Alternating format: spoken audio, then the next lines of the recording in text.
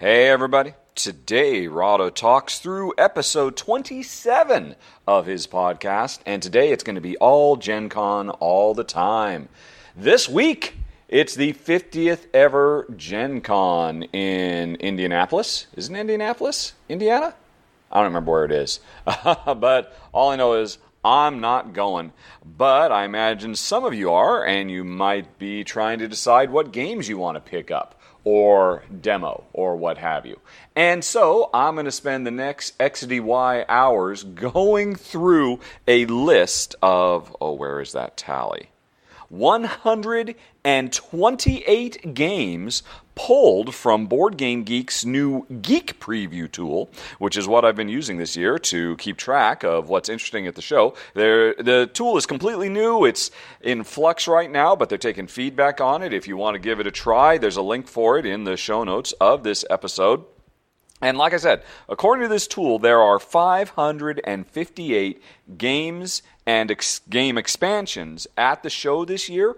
Of those 558, I'm going to talk about 128, plus a couple of other ones that actually aren't on the list, which I'll get to in due time. So, of those 128 we're about to talk about today, oh my gosh, this is going to take forever, 20 of them are expansions, which means there's a whole lot of games there, and a few expansions as well. Of the games, not expansions, it looks like, according to this Geek tool, that 44 of them are demoable and 63 are buyable. Okay, and that leaves one left over, which it hasn't been flagged of whether you can demo it or buy it. So, this is... all right, wish me luck, folks. I need to go get a drink of water to get myself prepared for this. What we're going to do is... First, I am going to run down on the games that you can buy, because I figure that's what people want to hear the most. Doing a countdown all the way up to the top 10. The top 10, by the way, I will be doing as a separate standalone video on my YouTube channel as well. And then after we're done with all of those games you can buy, we'll then talk about all the expansions you can get, and then we'll end up with all the games and expansions that you can demo. And after all that's done, I don't think there's going to be any time for questions and answers, so we'll get back to those next month when Jen gets back, because I didn't mention I'm all by myself. I am flying solo this month. Jen is in England working on Glass for all the Kickstarter backers from this year. Thanks to everybody who continues to make Rahdo Runs Through and Rahdo Talks Through a possibility. Jen's working on your stuff right now, those who were at the higher Glass levels. Anyway, I have dilly-dallied and blathered long enough. What am I talking about? I haven't even got started blathering. But hold on a second. We'll be right back with a countdown of all the must-buy games.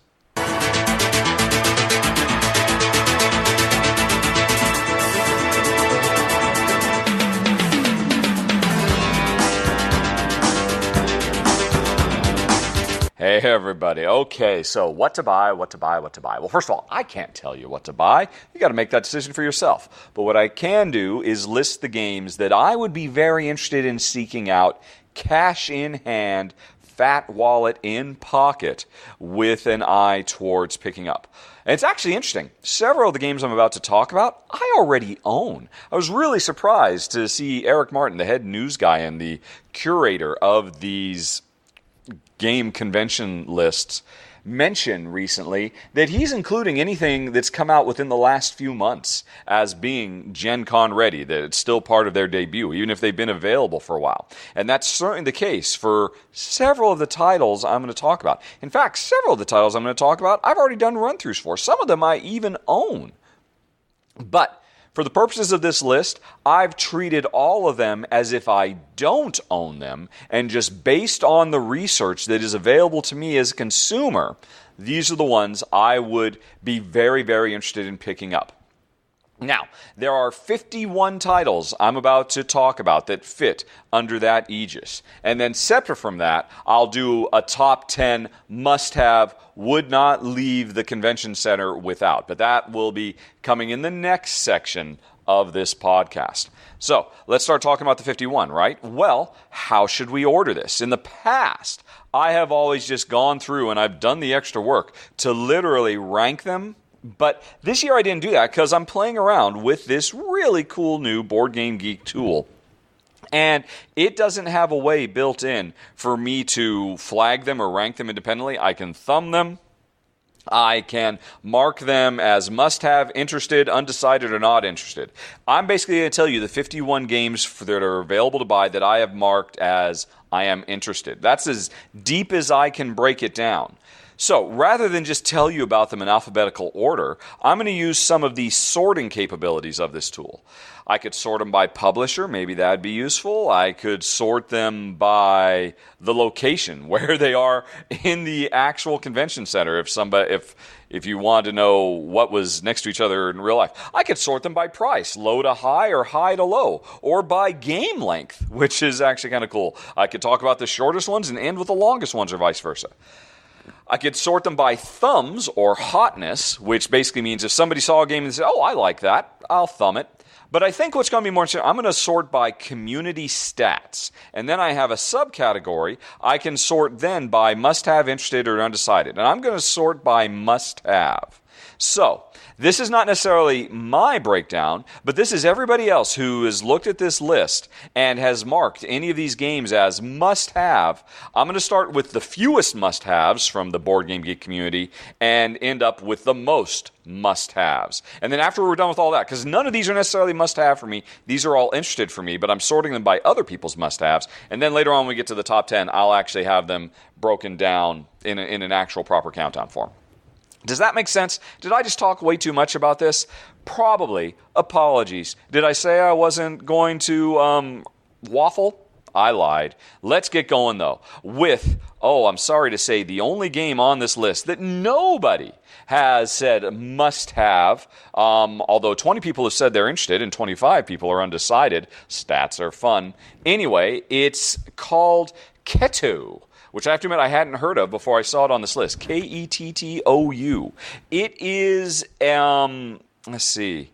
It's from publisher Table Forged. It's an action dexterity real-time game, and Kettou is apparently Japanese for the word duel. And this is a real-time dueling game. From the brief description here, it almost kind of sounds like Jab set in medieval Japan instead of, in modern boxing arena. And I have to admit, Jen and I, we have enjoyed Jab and other games like it. Like, we really like Tessin as our current high-water, real-time, play cards as fast as you can to duel it out.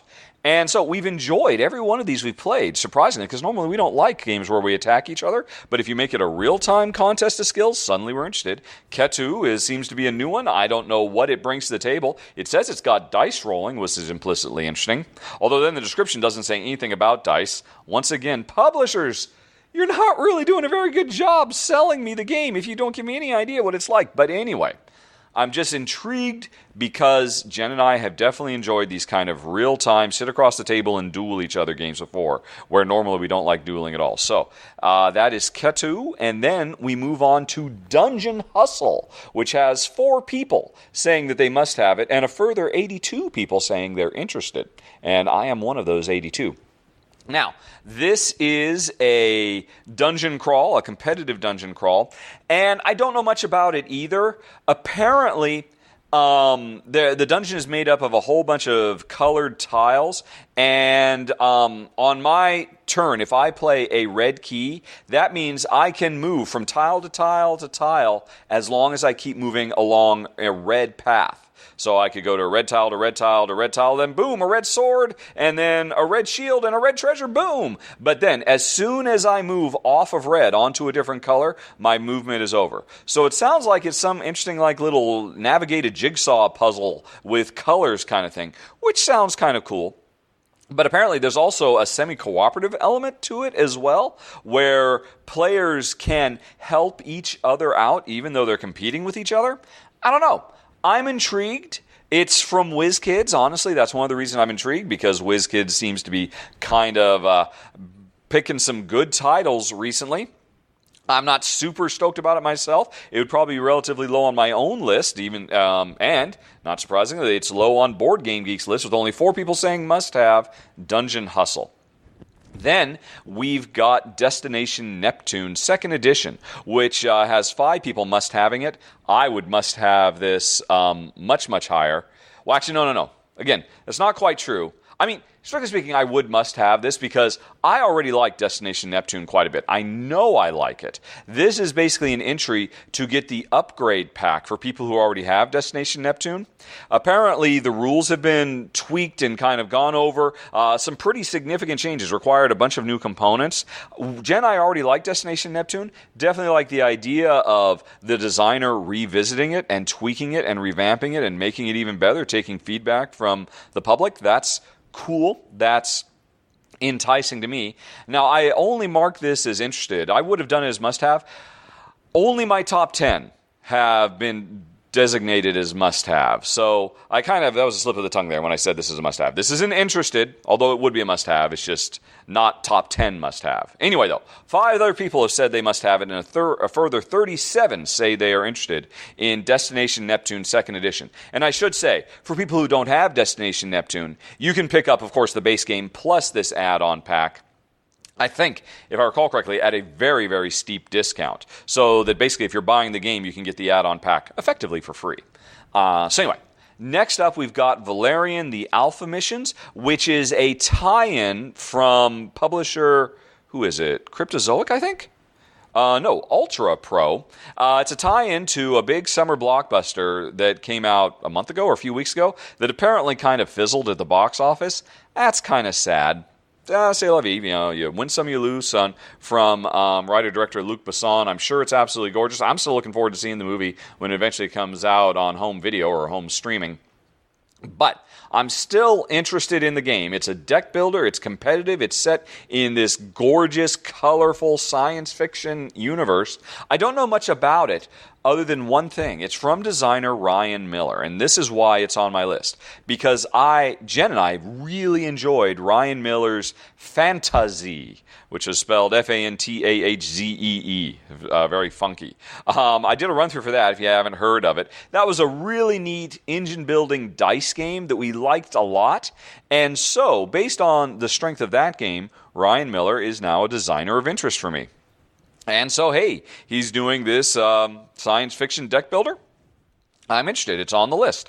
And it's on 7 other people's lists as well, or 7 must-haves, and 105 people are interested. Then we move on to Paramedics Clear! Has an exclamation point at the end. So, this is a real-time competitive game where players are trying to be the most successful at running their 911 emergency response unit. Paramedics running out there trying to save lives as fast as possible. So apparently it's real-time and it's press your luck. That right there is already a very interesting and intriguing combination. I'm also interested just because I love the subject matter. I would much rather play a game where I save lives rather than take lives. So I'm always up for encouraging this amongst board game publishers to do something other than just destroy and kill as their primary theme in the game.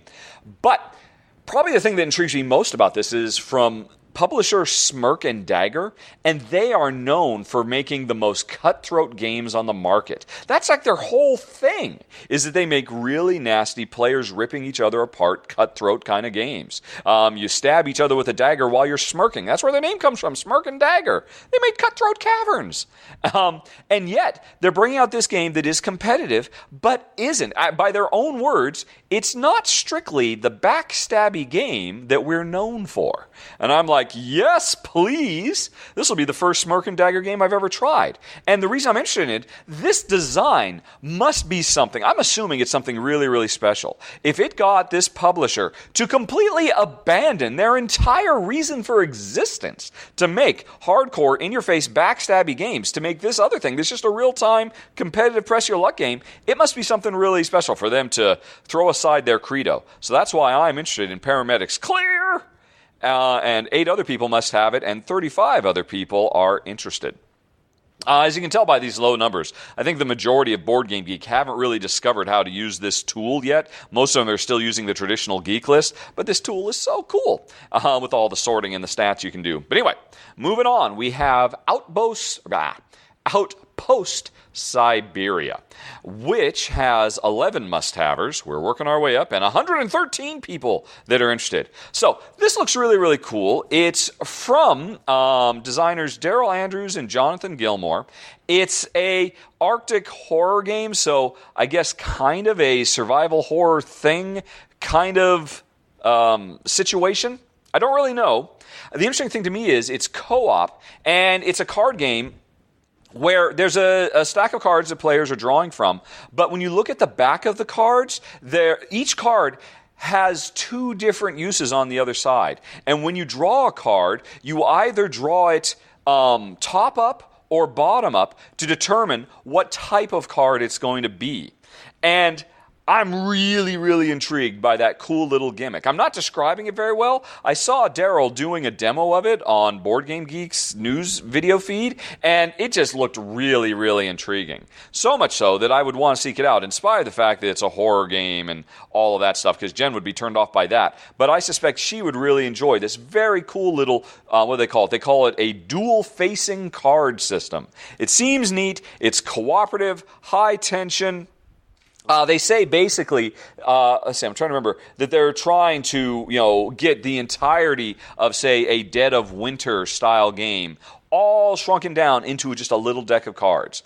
That's intriguing too. So there's a lot of reasons I would be trying to learn a little bit more about Outpost Siberia. Then we move on to Dicey Peaks. 12 people must have this, and 143 are interested. This is from designer Scott Almes, who is known for the Tiny Epic series, and I have really enjoyed a bunch of Scott's games. And so, this is another one. This is a push-your-luck game of trying to climb some mountain or other. Not a real one like Kettou or Mount Everest, but a mountain called the Dicey Peaks of Yeti Mountain. Apparently, it's a really terrible, nasty place, and it's a modular board where every time you play, as you're climbing up this mountain, it's a tile-laying game that means you're going to get a unique mountain every single time. But it was surprising to me. I have to admit, the subject matter is kind of a turnoff. I've got zero interest in mountain climbing as a theme, but Jen, I really enjoyed K2. And so, considering the fact that I've really enjoyed a lot of Scott Almes' games, and by the way, if you look at the pictures of on Board Game Geek, it looks really pretty as well. So never underestimate the power of a pretty-looking board. All that stuff combines makes me very, very interested in Dicey Peaks from designer Scott Almes and publisher Calliope Games. I guess I should have been saying that as I went, huh? Anyway, let's move on to Dragon Island, which has 13 must-havers and 152 other people interested. This is from R&R Games, and I have to admit, I know almost nothing about this game. Apparently, it's a tile-laying game where we're building Dragon Island, which is a place that we can explore and tame dragons and get treasure and stuff like that. Maybe it's pretty by the numbers. I couldn't say. Here's why I'm interested. It's from designer Mike Fitzgerald. And Mike Fitzgerald has had huge success, has been a wildly popular card game designer. For years now, he's been knocking it out of the park with really successful card game after card game after card game. I believe this is the first time he has ventured outside the realm of the card to make a tile-laying game instead. That in and of itself right there draws me in. I am intrigued by the notion of seeing a designer spread his wings and try something completely new and different. That plus R&R Games, they've got very good taste. I've been really impressed by a lot of the games they've put out. And so those two things combined make me interested in, along with 152 other people, in Dragon Island. And 13 people are such diehard Mike Fitzgerald fans, they must get it sight unseen. Then we move on to Bohnanza the Duel from designer Uwe Rosenberg and published by Rio Grande Games. 14 people must have this, and 101 people are interested.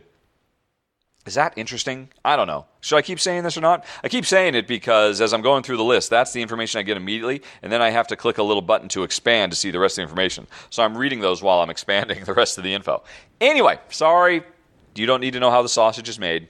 What's Bohnanza the Duel? Well, Bohnanza is it's a modern classic card game. It was from designer Uwe Rosenberg long before he was known for his big box heavy Euros like Agricola and Caverna and Gates of Loyang and all the rest of them. It's always been a small little card game that is famous because once you have your hand of cards in front of you, you can't rearrange them in your hand. You must play them kind of first in, first out, as you are, I guess, trying to do set collection or something like that to score points because you're a bean farmer. I don't really know. I've never played it because originally Bohnanza requires 3 or more players. It always has in pretty much all its forms. There was a dice game that worked for only 2, but main Bohnanza has always required 3. Now, Bohnanza the Duel is a 2-player game that hopes to capture all the multiplayer interaction of its classic brethren in a whole new box. I've never played Bohnanza. This might be our one chance. And so, I'm very, very interested. I think I would have rated this quite a bit higher than the Board Game Geek community is at the moment. But still, Bohnanza the Duel, definitely interesting to me. Then we move on to Rick and Morty, Close Rick Counters of the Rick Kind, the deck building game. From Cryptozoic and designer Matt Hyra. This is another deck builder from Cryptozoic using their Cerebus engine, which is kind of an Ascension-style deck builder where you have a river of cards and there's constantly new cards flowing in and out. And I have to admit, I've not in the past been the biggest fan of Cerebus-based deck builders from Cryptozoic. I mean, there's probably a dozen or so different IPs that have been applied to this. DC superheroes and Lord of the Rings and all kinds of characters have been applied. And so now Rick and Morty, one of my favorite TV shows of all time, is getting the Cerebus deck builder treatment as well. So I have to admit, I was kind of on the fence about this because, like I said, the main one I tried was the Lord of the Rings, the deck building game, and it was okay. Jen and I thought it was fine, but just not really great, just okay.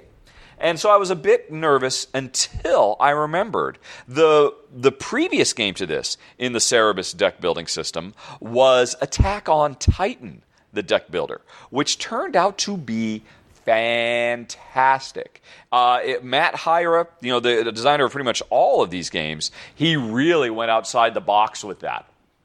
He turned it into a cooperative experience and added a lot of things to the core formula that made it something really special. And then I was reading the description here, and even though this is competitive, while Attack on Titan was cooperative, I'm not sure, but from this description, I think some of the ideas from Attack on Titan might have made it into Close Rick Counters of the Rick Kind. Specifically, the notion of traveling to locations, using the portal gun, of course, for Rick and Morty fans. And whatever location you're at changes things up for you. The traveling from location to location is what made Attack on Titan, the deck builder, so cool. And if that has been brought over here, color me very, very interested. This, like I said, this might be a continuing evolution of Matt Hyra's, getting everything he can out of the Cerebus formula. So, it's on my list, definitely. 19 other people must have it. 111 are interested. Rick and Morty, close Rick Counters of the Rick Kind. Alrighty. Next up, we've got Delve, which is actually a game I've done a run-through for because when it was on Kickstarter, very, very cool little game, a melding of Carcassonne-style tile laying with sword and sorcery high fantasy adventure. It was very, very clever. It's from Indie Board and Cards. Jen and I enjoyed it. It had maybe a little bit too much take that in there for us, but in spite of that, we really enjoyed it, particularly because it also brought in a lot of cool storytelling also in kind of almost a Tales of Arabian Nights kind of way. It had a lot of really interesting things all melded together into a game that was a lot of fun that Jen and I enjoyed in spite of its, latent player aggression. Of course, Carcassonne can be a very aggressive game too, so anything that's kind of inspired by Carcassonne is not too surprising that there's going to be some player versus player stuff. But anyway, Delve was a very, very cool game. We really enjoyed it. It definitely would make my interested list if I hadn't heard of it. And so like I said, when I'm making this list, I'm trying to pretend I haven't already played these games. So it would definitely be of interest to me, as it is for 144 folks, and 20 folks must have it. Then, let's move on to Okey Dokey. I just put the run-through up for this yesterday. And this is a sweet, charming, cooperative card game where players are trying to help all the animals of the forest put on a great orchestral concert. It's pretty much an abstract card game where you cannot tell people what's in your hand of cards, and you have to give them imperfect information. And based on that imperfect information that I have of your hand and you have of my hand, we all have to play cards in a correct sequence. So it requires, kind of reading between the lines communication and some intuitive leaps and some clever, puzzling out what the best way to play this game is. You can watch my run through for more. It's sweet, it's cute, it's charming. I'll be honest, it's maybe a little bit too easy at the lower player counts, but this goes up to 5 players. I suspect the more players you have, the more interesting it's going to get, because the tougher the puzzle is going to be. It's from Tasty Minstrel Games and designer Hisashi Hayashi, who is really making a name for himself. And Okey Dokey is a very worthy game. Very, very interested. 78 people are interested in it, and 21 people must have it. And I do not think those 21 people will be disappointed when they get their hands on Okey Dokey. Then we move on to Klondike Rush. 21 people must have this, and 80 further people are interested. It's from Ryan Lockett, Red Raven Games, the wunderkind designer, artist, publisher behind Above and Below, Near and Far, Islebound, 8-Minute Empires. I mean, Ryan is just amazing.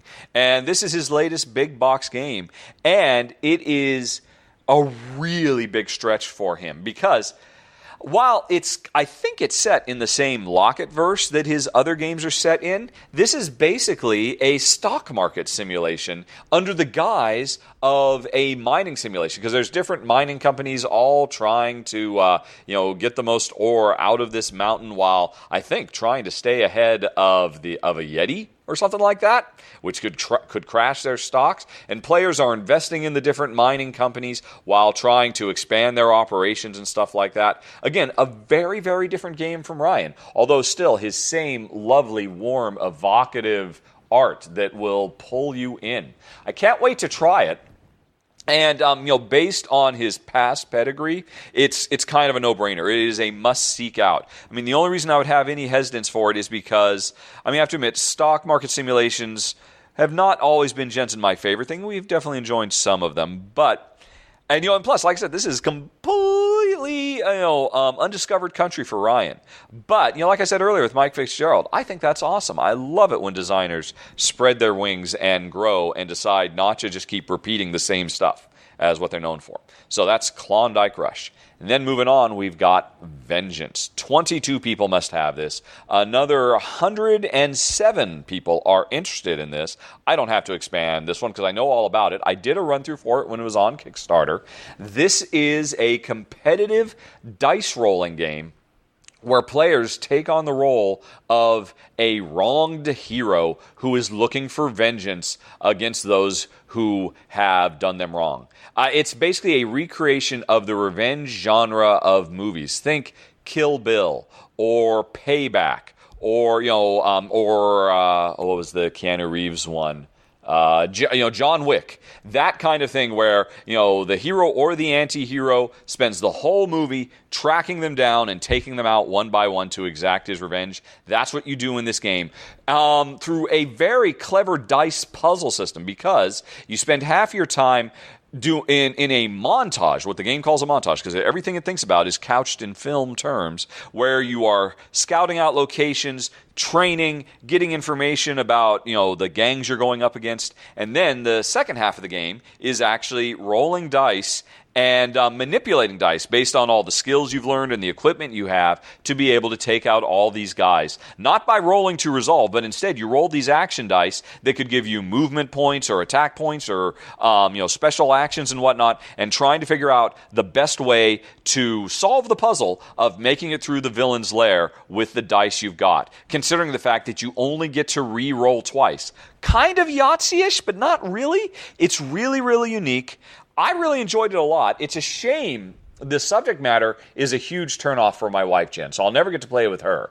But I did get to play it with the designer, who, full disclosure, is a friend of mine. He's a Maltese guy. He brought it out. We played it. I had a blast with it. And I think it's really, really something special. Also, it's a big game, a huge production, gorgeous minis.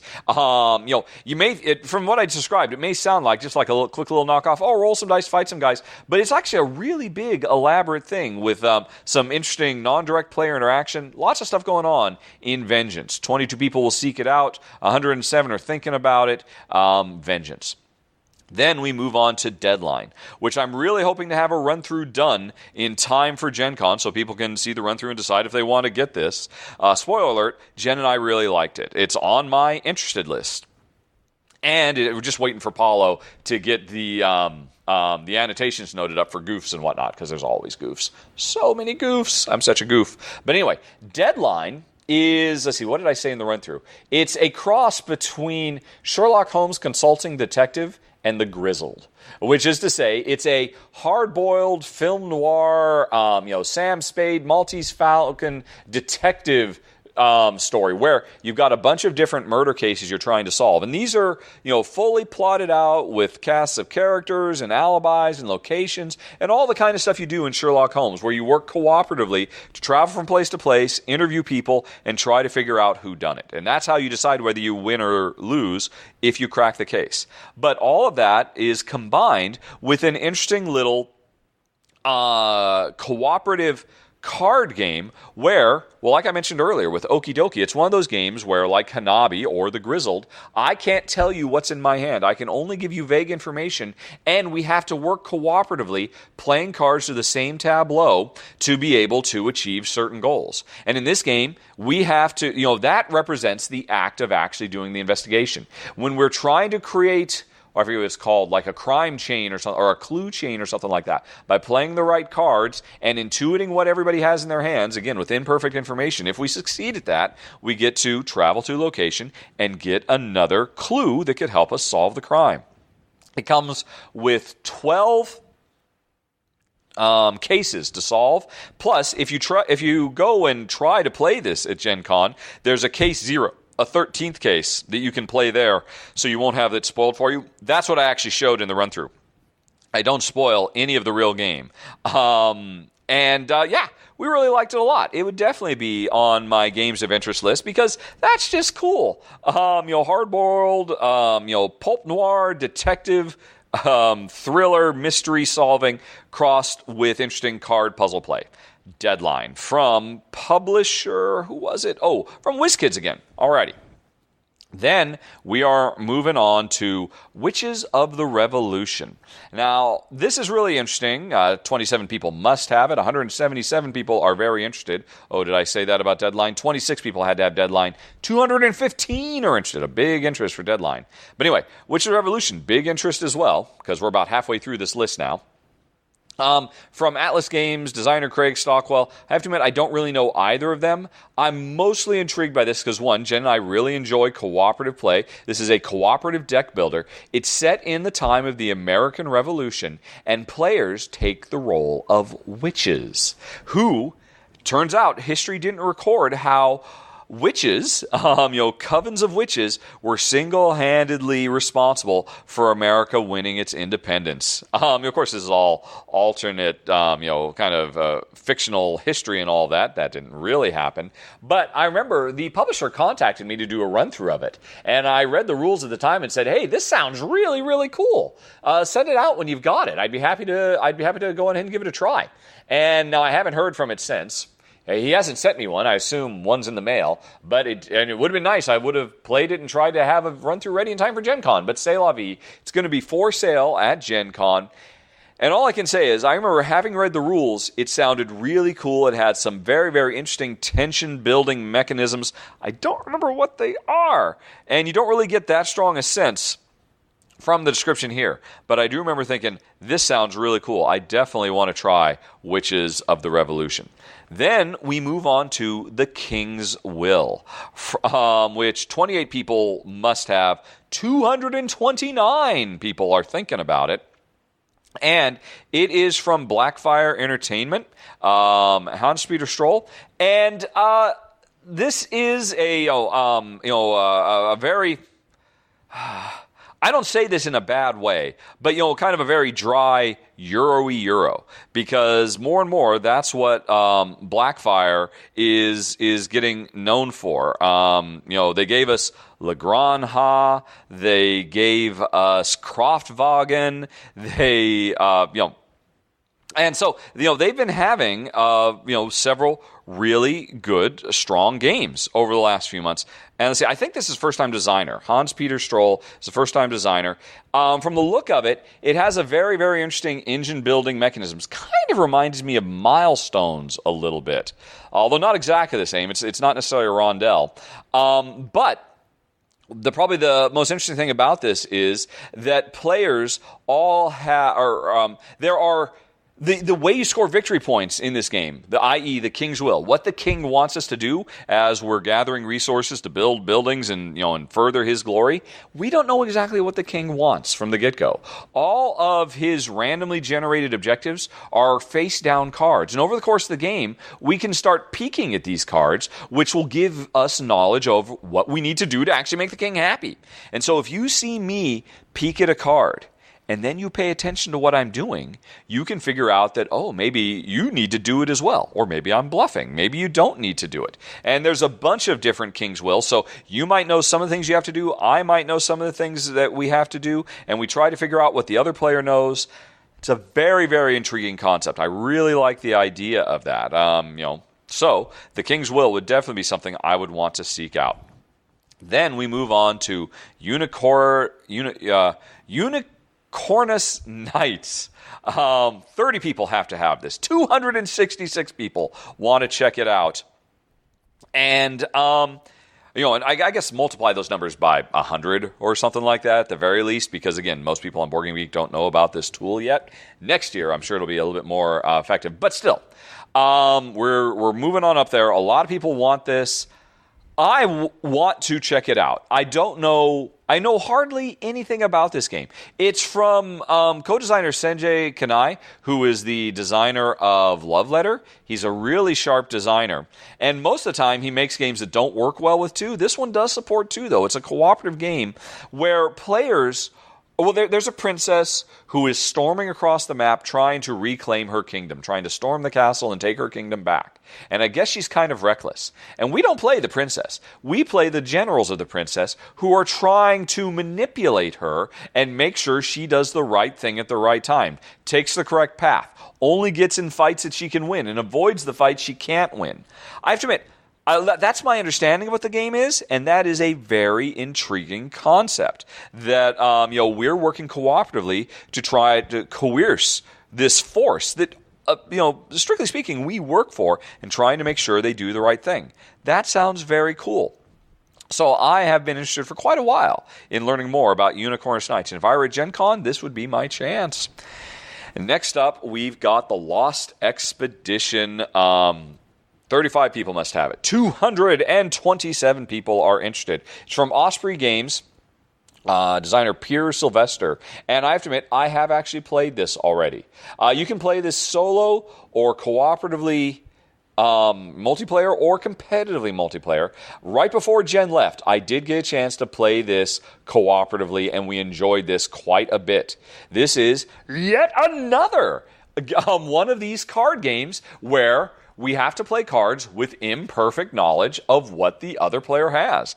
Man, saying this out loud, 2017 might be the year of the imperfect knowledge card game. I mean, a few years ago, Hanabi kind of set the world on fire, and then Grizzled came out, and a lot of people were really excited about that. Seems like we're getting a bunch of these. I've listed now several of these games where the whole crux of it is, I know what I need to do. I know what we need to do. If I play this, will you do the right thing and follow it up? Or will you do something that completely destroys me? I don't know. This one is basically retelling a famous South American expedition that was lost.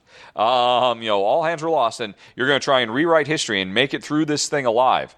By playing cards with the right icons, so that we'll play cards all in a sequence, and once all the cards have been played out, our expedition then has to travel systematically from one card to the next and do everything these cards say. Some cards let you skip other cards. Some cards give you resources that will let you survive the other cards that take resources away from you. And again, we cannot tell each other exactly what we have in our hands, and we try to play smartly with our imperfect information.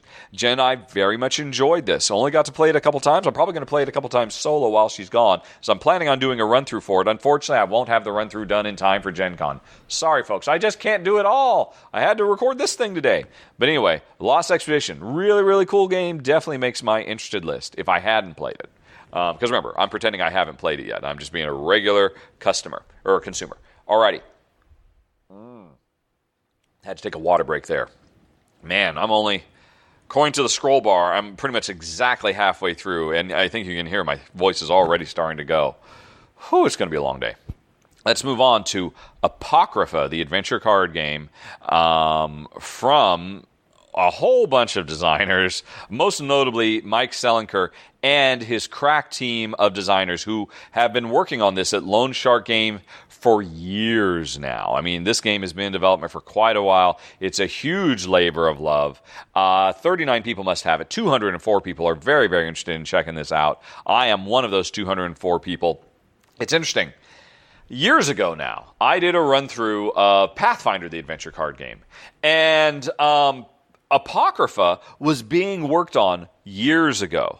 And the publisher of Pathfinder saw the system, thought, hey, this will work really great with our fantasy adventure Pathfinder universe. Could you make a Pathfinder version of it? And so Mike and his team did, and they ended up making a whole bunch of games while all the time working steadfastly towards getting Apocrypha. This, it's their magnum opus. It's their masterpiece. A cooperative adventure card game with tons and tons of dice rolling, big, epic, multi-session campaigns you have to play through, set in the modern world where there are shadowy forces at play trying to take over the world and only certain people know about it. I believe that's the setting. Jen and I enjoyed Pathfinder in spite of its preponderance of roll to resolve. Just because the core game was so lovely and it had a lot of really cool stuff going on. So Apocrypha, strictly speaking, which again has been in development for, half a decade now? At least, it must be the full culmination of all the work that all these people have done for so long. Again, this labor of love, this passion project, I just got to try this. I got to try the final end result of all this. How good will it be? I don't know. But, again, just based on the passion, based on the history, and based on the fact that we did enjoy Pathfinder, the adventure card game, Apocrypha adventure card game would definitely be something I would be seeking out. Then we move on. This is a silly one. Port Royal from publisher Steve Jackson Games, which is very strange. This is a reprint. I've already done a run-through, I think a couple of years ago now for Port Royal, or maybe last year. And I've actually done run-throughs for its expansion and all that to turn into an awesome co-op game. Port Royal is a very, very cool little Pirates in the Caribbean push-your-luck card game. You can watch my run-through for more. 41 people must have this. 145 people are interested. It's really rock solid. Here's the thing. Nothing has changed about the game other than it's being reprinted by Steve Jackson Games, who have picked up the license for it, and they've changed the art of the box cover such that it looks nothing like the original game. I assume the actual game itself inside the box has Clemens Franz's wonderful, charming cartoony art. I can't imagine they redid everything. But anyway, Port Royal is very, very cool. I don't know if this is going to be compatible with the excellent, game-changing, game-defining expansion. But if it is, and you haven't gotten Port Royal, it would definitely be something I'd recommend. It would be something I would certainly be seeking out. It definitely makes my interested list, along with 41 other people who must have it, and 145 people who are definitely interested. Then we've got One Deck Dungeon. The 1.5 edition, which I guess is why this is on the list, because One Deck Dungeon came out a few years ago, I think. And I have to admit, I've always been curious in trying it. It tries to capture, what are they called? The old classic NetHack style. I forget the term for it. These old style computer dungeon crawls. Oh, I should know. All I can think of is shmups and muds, but that's not what they're called. But anyway, who cares? It replicates old-style, ASCII-based computer adventure fantasy games. Apparently, it's very popular. It's had a couple of expansions. It's had a couple of Kickstarter runs. I guess this is just the latest iteration of it, I assume with updated rules, because it says it's the 1.5 edition. I've wanted to try this for a long time, in spite of the fact that I'm worried I won't like it, because it has a lot of roll to resolve, which is probably my least favorite mechanism in all of gaming. But I know a lot of people love it. A lot of people told me I must try it, and that's why it's on my interest list. 201 other people are interested in it. 46 people must have it. One Deck Dungeon. Then, oh yeah, baby, Barenpark. 48 people must have this. 220 people are interested in seeking it out with good reason. From Mayfair Games, Phil Walker Harding has produced an absolutely wonderful competitive drafting tile laying game. You can watch my run through for more. Jen and I absolutely adore the gameplay here. We are less than excited about the subject matter. I kind of wish it had stuck with its original theme park setting instead of a bear park. I talked about this in the run-through. Don't need to relitigate it now. But the theme aside, the gameplay is phenomenal. It is, it's the latest in kind of this run of Tetris-style pieces, puzzling them together to, fill in grids. Like Cottage Garden and Patchwork before it. But of all of them, this is our favorite. We really, really enjoyed it. You can watch the run-through to find out more. Definitely well worth seeking out. A very interesting game, Barenpark. Then we've got another game I played, although I do not have the final version, so I'd be interested in seeking out Fugitive. 180 people also would want to, 80 people want to seek it out. 51 people must have it with good reason. This is a brilliant little... what would you call it? It's a two-player only game where one player is basically Harrison Ford from The Fugitive and the other player is Tommy Lee Jones from The Fugitive trying to track Harrison Ford down. In fact, if you play this game and at some point you don't say, I didn't kill my wife, I don't care, you're not playing it right. It's a really clever, fast, fun, brilliant little game of deduction and hide and seek, asymmetrical for two players only. I played a prototype. I've seen the art for the final version. It looks gorgeous. It came with extra stuff I didn't have, so that the fugitive hunter can take notes and stuff like that, which I mentioned in my run through. You definitely need to be able to take notes. Sharp game, super smart from designer Tim Fowers. Highly recommended. I mean, this should be way higher on the list. Fugitive. I think Fugitive would probably just barely miss making my top 10 if I had sorted this all by mine, instead of by what the Board Game Geek Gestalt does. Fugitive, really, really sharp game. Then, we're moving on. The crowd has put next Sword and Sorcery. 341 people interested and 51 people must have. We are really jumping up into higher numbers here, folks.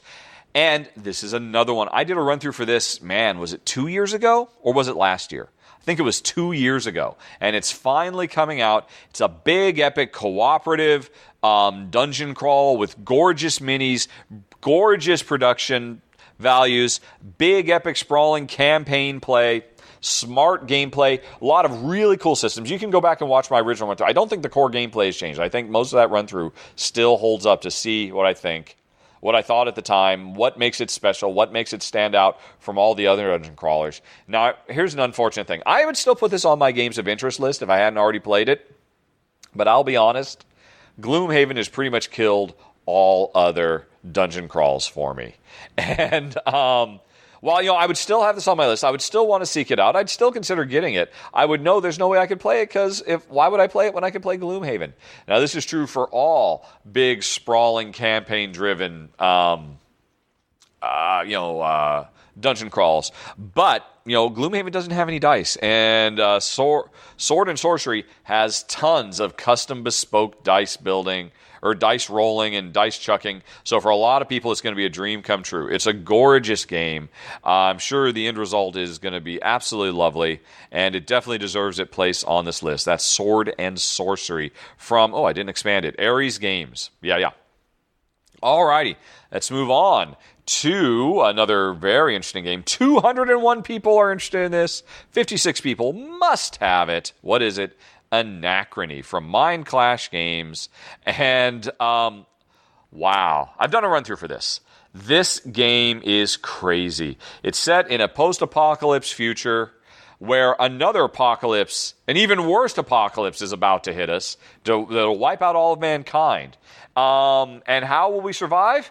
Because future humanity has discovered time travel and has reached back in time to tell us what we need to do to ensure that all of humanity survives. So it's very much a chicken and egg, time anomaly, time loop, Terminator. How did Skynet ever exist if Skynet didn't send back the Terminator to create Skynet kind of thing? It's got a really, really cool theme and really cool worker placement gameplay systems. It's a huge, sprawling beast of a game. Very complex. That's what Mind Clash is definitely making themselves known for at this point. Really sharp gameplay. About the only thing that I would be sad, at Gen Con they will have the regular edition available. If you had backed this on Kickstarter, you could have gotten the special edition that had these absolutely stunning worker minis that you used for worker placement that were absolutely gorgeous. If you watch my run-through, you can see I had some prototypes of them. As far as I know, those minis are no longer available. They are not required for gameplay at all.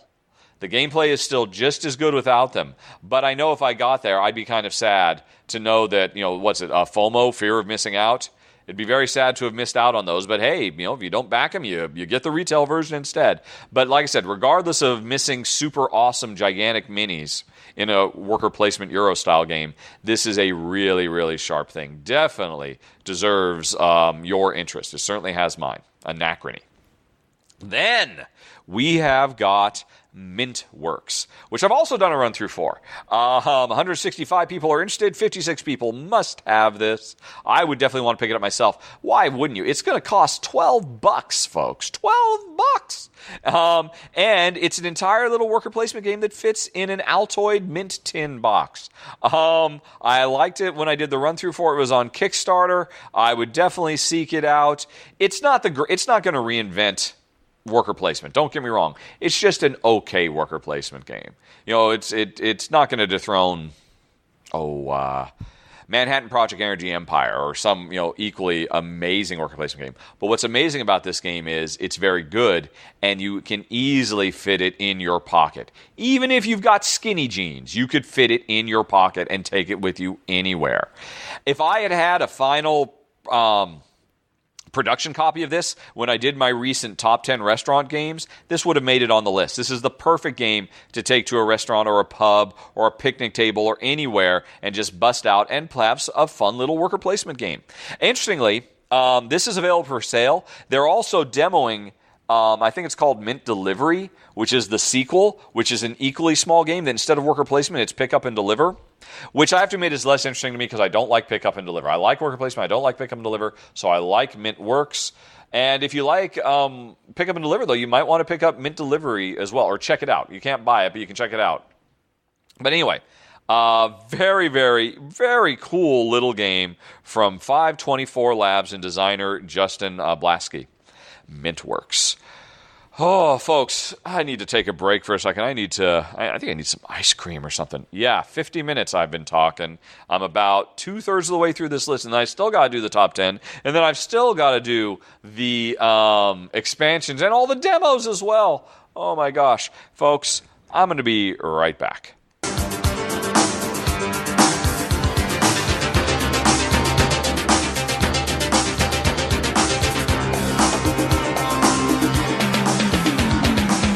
Okay, I didn't get ice cream. I might regret that. I just wanted to keep on going, so I just cleared my throat, hit the head, and now let's continue with Hotshots.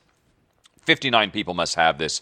221 people are going to be seeking out more information. I myself would definitely be interested because this is from Fireside Games, Justin DeWitt, the folks who brought us the excellent Castle Panic.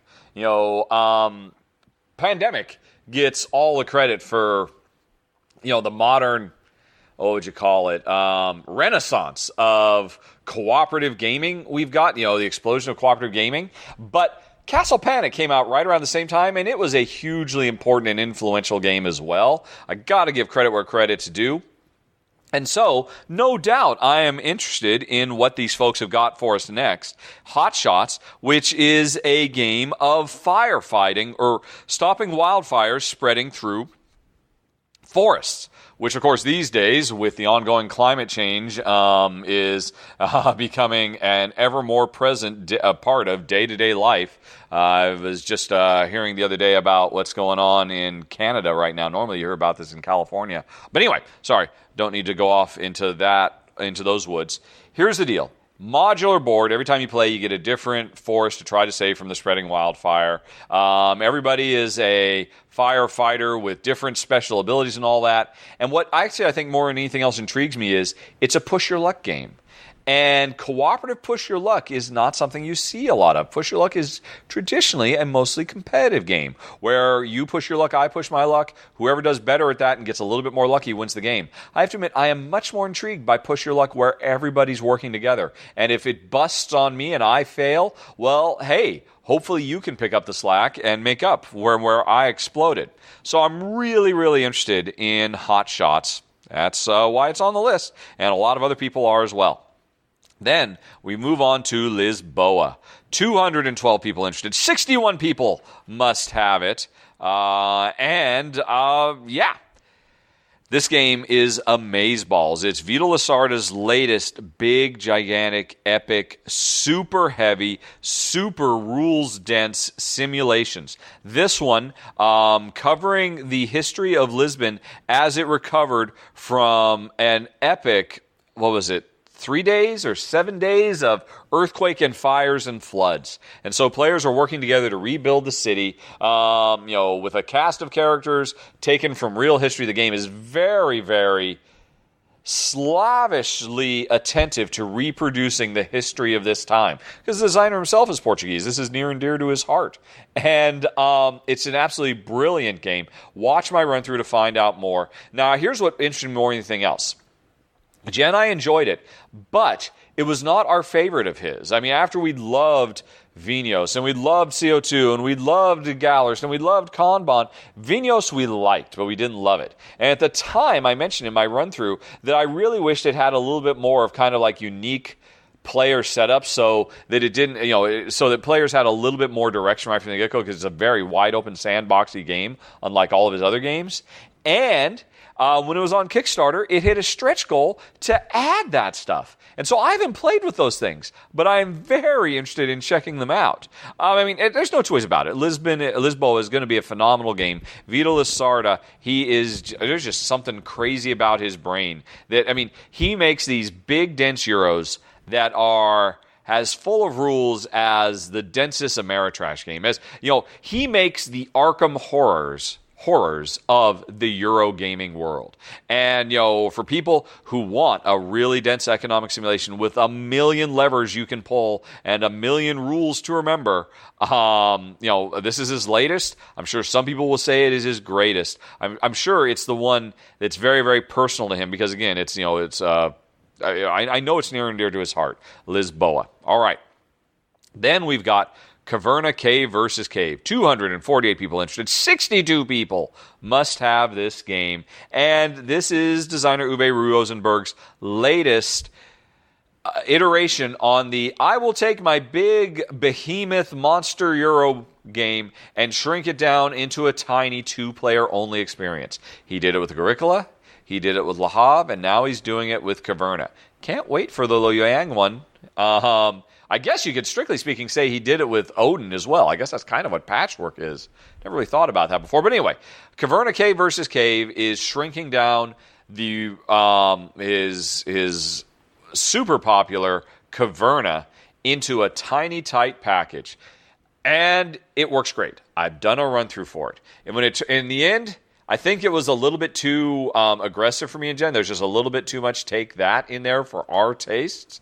But it's a brilliant, brilliant design. And I would definitely, again, just being, Joe's six-pack consumer, I would totally be interested in seeking this out. I'm sure this is going to be a very, very popular game. I mean, I know it was, because it actually, again, I don't understand why this is on this list. It was on the Origins. It debuted at Origins. And now it's debuting a second time. I'm not going to question Eric Martin's wisdom.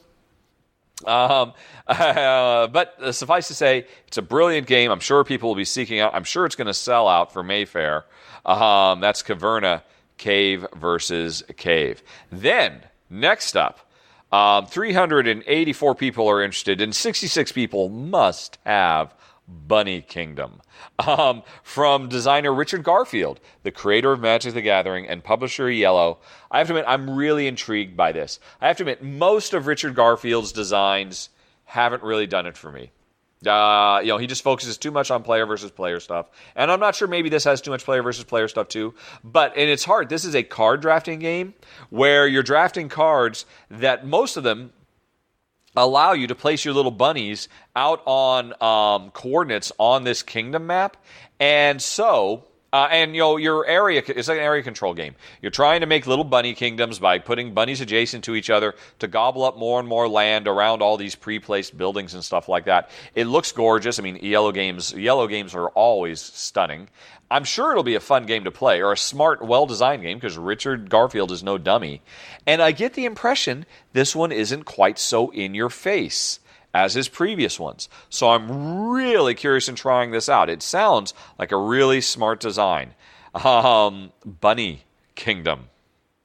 Then we have Renegade Games bringing us Scott Pilgrim's precious little card game. And now, first of all, I should say I've never read any of the Scott Pilgrim comic books. I saw the movie and really, really enjoyed it. I wouldn't say I'm a super fan. So I am more interested in this because it's from publisher Renegade Games. And lately, they can do no wrong. But on top of that, this looks like a very, very cool little deck building game set in the Scott Pilgrim universe, where players, apparently it features innovative double-sided cards. Now, I don't know how it's innovative because Flip City did double-sided deck building, and I know there's at least one other game that did it, but we'll let that slide. What's interesting is the two-sided cards, as you're deck building and putting them in your deck with one side up or the other, the two sides are hard work and empathy, and the other side represents the, quote, unpredictable world of gratuitous video game violence, end quote. So that's how you deck build towards hard work and empathy, or video game violence, which I'm sure, well, actually, again, I saw the movie, so it's very true to the subject matter, but so it sounds cute, it sounds fun, but mostly Renegade can do no wrong. So I suspect it's going to be absolutely awesome. Scott Pilgrim's precious little card game. All right, 211 people are interested in that one. 67 people must have it. Then we move on to The Fox in the Forest, also from, you guessed it, Renegade Games. And this is interesting. This is a two-player only trick-taking game. And here's the thing. Trick-taking games are almost universally horrible two-player experiences. I've only seen a couple that work well, and a lot of people have said Fox in the Forest is one of them. A trick-taking game that works very, very well for two players. I'd really love to try this out. They haven't sent me a review copy, c'est la vie, so I would definitely get over to the booth and check it out. 214 people are interested in it. 68 people must have it. It looks gorgeous. I've heard nothing but great things about it. And again, Renegade Studios, they don't play, y'all. They just make really rock-solid game after game after game. So I expect good things for The Fox in the Forest. After that, 83 people. I think this is the biggest jump we've had so far. From 68 to 83 people must have, and 147 people are interested in, legendary Buffy the Vampire Slayer. And I will count myself among those interested as well. It's from Upper Deck, as are all the legendary games. And, I played the original legendary Marvel game a million years ago now. And I thought at the time, yeah, that's pretty cool. Didn't really get into it. It was a little long. I mean, I love Marvel superheroes. It was a good, solid system, but there was just a conflux of things that prevented me from, getting on board and collecting it, which I don't mind because, man, there's just too much. But here's why, and I haven't really pursued any of the other legendary games because while they all add new, interesting things, they're still legendary, and I feel like I've played that. They're cooperative deck builders with the universe system. You can go back and watch my older run through but heck, there are so many videos out for all the different legendary games. I'm sure everybody knows about it. So why have I ignored all legendary all the time, but suddenly I'm interested in legendary Buffy the Vampire Slayer, especially considering the fact that, gasp, shock, terrible admission to make here, I have never watched an episode of Buffy the Vampire Slayer. I saw the original movie. I always meant to try it, but actually that's not true. I've watched the first couple episodes. I understand the first season of Buffy the Vampire Slayer is tough going, and you have to make it through that before it gets really, really good, and I could just never do it. I love Joss Whedon. I've really enjoyed so much of his stuff, Firefly and, the Avengers and, his quirky sense of humor, and I know I would love Buffy the Vampire Slayer, the TV show, if I could just make it through that first season that everybody says is so hard to make it through, but I just haven't been able to do it. But anyway, that's not why I'm interested in legendary Buffy the Vampire Slayer. I am interested in it because of the designers, Travis Chance and Nick Little, the co-design team behind Action Phase Games and behind Heroes Wanted, which was a phenomenal game, a game I just loved a bit. I got to play it for the first time in quite a while, not too long ago, because it's gotten its new expansion that just came out. It's sadly its last expansion, and so why? What's the deal? Here's the thing. I don't know what's happened. I hope it was amicable, but Travis Chance and Nick Little. Sorry, Nick. I'm sure I'm not the first person to make that reference. That was a total slip of the tongue. But anyway, Travis and Nick, as a design duo, as I understand it, are no more. They have parted ways. Travis is going on to greener pastures. He started his own board game publishing startup, Colossal Games, with a K. I look forward to seeing what he comes up with. But as far as I know, this is going to be the last design we ever get from Travis and Nick. And those two guys working together produce fantastic stuff. And so, whatever they got together is, whatever they have done to Legendary, I want to know it, I want to see it, I want to experience it. I mean, here's the thing. Heroes Wanted was a brilliant game, and I don't know if this is true, but I suspect it served as a really big inspiration for Gloomhaven, which is now one of my favorite games of all time. But, I don't know if this is true or not, but I'm assuming Gloomhaven didn't exist without Heroes Wanted. Heroes Wanted is a brilliant design. And these guys, Action Phase Games has produced just a ton of really good stuff. They are an incredible team. And Legendary was already a very good system. So whatever they did, I don't know what they did. I don't need to know what they did. I am definitely interested in this. Not interested enough to make it into my top 10, granted, because, Legendary is a good system. It wasn't a great system, but still, I want to know. And more than anything else, I almost feel like I have to seek this out just because, again, it's the end of an era. It's the end of Chance Little. I wish them both luck in all their future endeavors. I will follow both of them. But they, like I said, they produce magic together. And as far as I know, this is the last magic they're going to produce. Legendary Buffy the Vampire Slayer. Go figure. I could be wrong. I don't know any of this from firsthand knowledge. Heck, maybe they're still bestest buds. I'm sure they're still bestest buds, and they're still planning on collaborating on design. I don't know.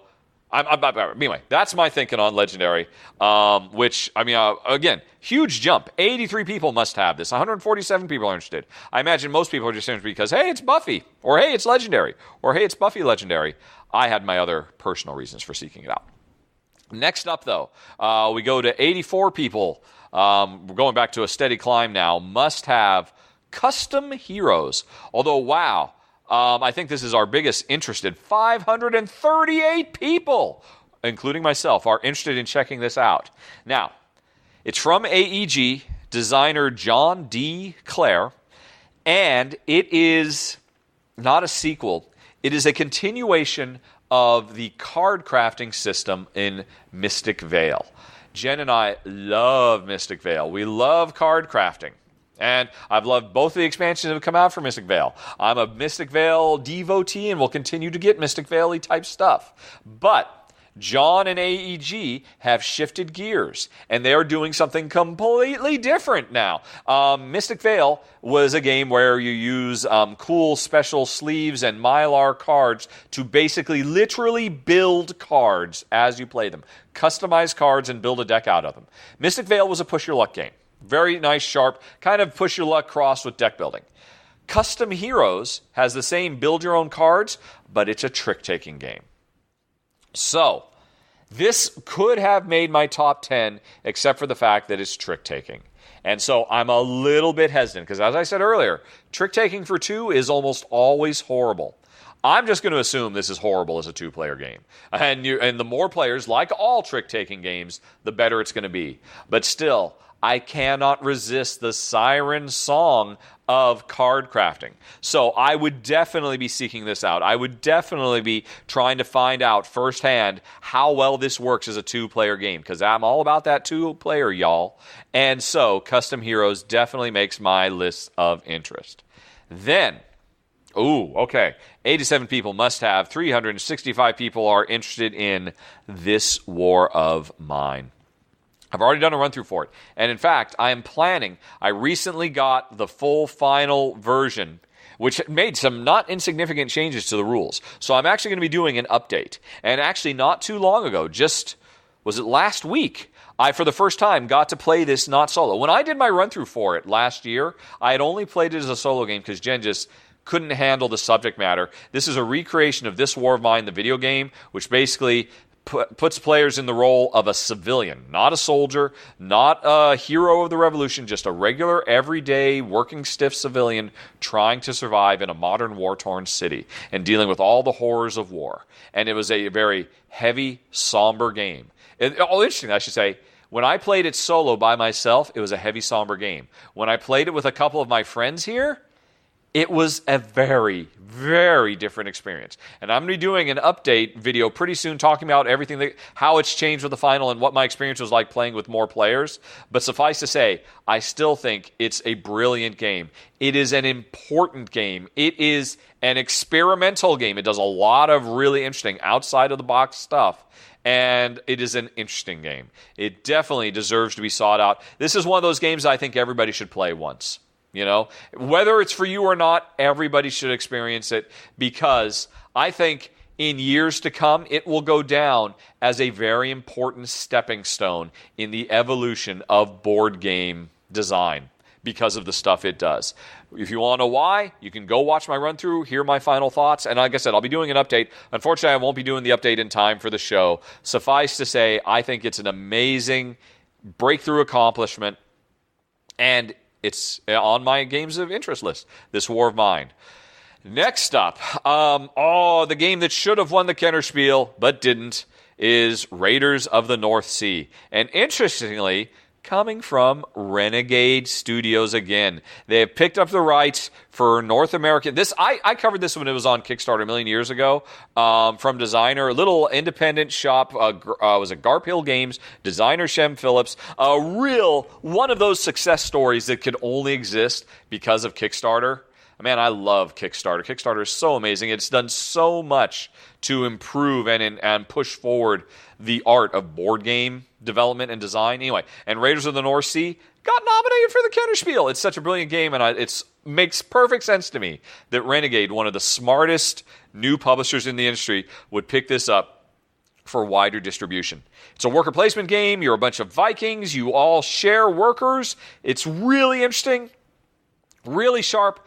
Unfortunately, it has a little bit too much take that in it, but when the expansions come out, which I've also done run-throughs for, and I assume Renegade will bring out in time, that really took care of the player aggression factor. Super sharp game, absolutely gorgeous. Should have won the Counterspiel. It didn't, but hey, it won the Renegade Seal of Approval award because they're bringing it to America at Gen Con. 94 people must have this. And what is it? 377 people are interested with good reason. Raiders of the North Sea. Ooh. This one, here's another one, folks, that just barely missed my top 10. Flick 'em Up, Dead of Winter. From Pretzel Games, 95 people must have this. 259. Wow. Actually, those are small numbers. I would have expected this to be much higher. Because Flick 'em Up, which is a disc-flicking competitive game set in the Old West, was a very popular, very successful game. And now, they're taking the same formula of it and putting it in the Dead of Winter zombie post-apocalypse universe. And I know some people thought it was just like a cheap cash-in. Oh, man, I hate that kind of cynicism. I can only imagine how much fun it must have been to develop and design this game, to meld two completely different styles of games and bring all their strengths together to make something completely new and different. Here's why I'm interested in it. I have to admit, I played Flick 'em Up and thought it was kind of meh. I just was not a big fan. Went too long, wasn't interesting, didn't do anything that Catacombs didn't do 10 times better. I mean, no offense, Flick 'em Up was fine, but having played Catacombs, I would never play Flick 'em Up. Here's why Flick 'em Up Dead of Winter just barely missed my top 10 of Gen Con must-haves. Co-op. A cooperative disc-flicking game is something I have to have. I must own it. And they've come up with a very, very clever system that will allow me and you and other players to work cooperatively to fight the zombies by disc flicking while having the zombies emulate. You don't need another player to flick the zombie disc. You have this zombie tower that makes them kind of tumble out of a tower and try to destroy us. It's brilliant. I am so in love with this game. Here's why it didn't make my top 10. I think the game's going to come with 10 or 15, 20, probably 15 or so different scenarios. And, they tell like a big campaign story. Here's the problem. Only about half of them are co-op friendly. And the rest are all player versus player. And it's not one player is the zombies and the other players are humans like Catacombs. It's like, oh, no. The zombies are still controlled by this zombie tower. It's player against player. It's post-apocalypse where everybody breaks up into their own individual groups and tries to kill each other while also trying to fight the zombie horde. I know my wife will hate that thematically. Why can't we all work together? We were working together for the first half of this game, and now for the second half we have to try and kill each other while also trying to fight zombies. This is so stupid, she would say, and she'll reject it out of hand. It drives me nuts. It breaks my heart, folks. Pretzel Games, please retroactively make all of the, or at least make more cooperative missions. I don't think they understand just how big a deal this is. The disc flicking game where I can work with Jen to, oh my gosh, this is so amazing. It drives me nuts. This could have been maybe my number 1 or my number 2 if all of the missions, instead of half of them, were cooperative. But only half of them are. And so that makes me worry in the back of my mind that, it's just the introduction. It's just the tutorial. And when you get to the real game, they turn cooperative off. So I'm worried. But I'm still excited, and I love what this game, that zombie tower, I've seen it in action. It looks so smart. I can't wait to give it a try. Flick 'em Up Dead of Winter. But now, let's move on to some more flicking with Flip Ships from, you guessed it, folks, Renegade Games. This is the year of Renegade. Let it be said. They have been up-and-comers now for a couple of years, and they are exploding with game must-have after must-have after must-have game. Or at the very least, very interested after very interested after very interested. 98 people must have this. 396 people are interested in this dexterity cooperative game. Yay! Flicking stuff cooperatively. Did you hear that, Pretzel? But you're not flicking discs, you're flicking chits. And it's kind of like a dexterity board game version of Space Invaders, because there's like a whole big bunch of enemy ships that are inexorably moving closer and closer to the player's fortress. And players from the fortress are flicking discs that represent them shooting lasers trying to take out the Space Invaders. It looks really clever, really sharp. It has a lot of neat special powers and stuff like that. Seems really... I mean, it's a Renegade game. It's going to be great. I'm sure of it.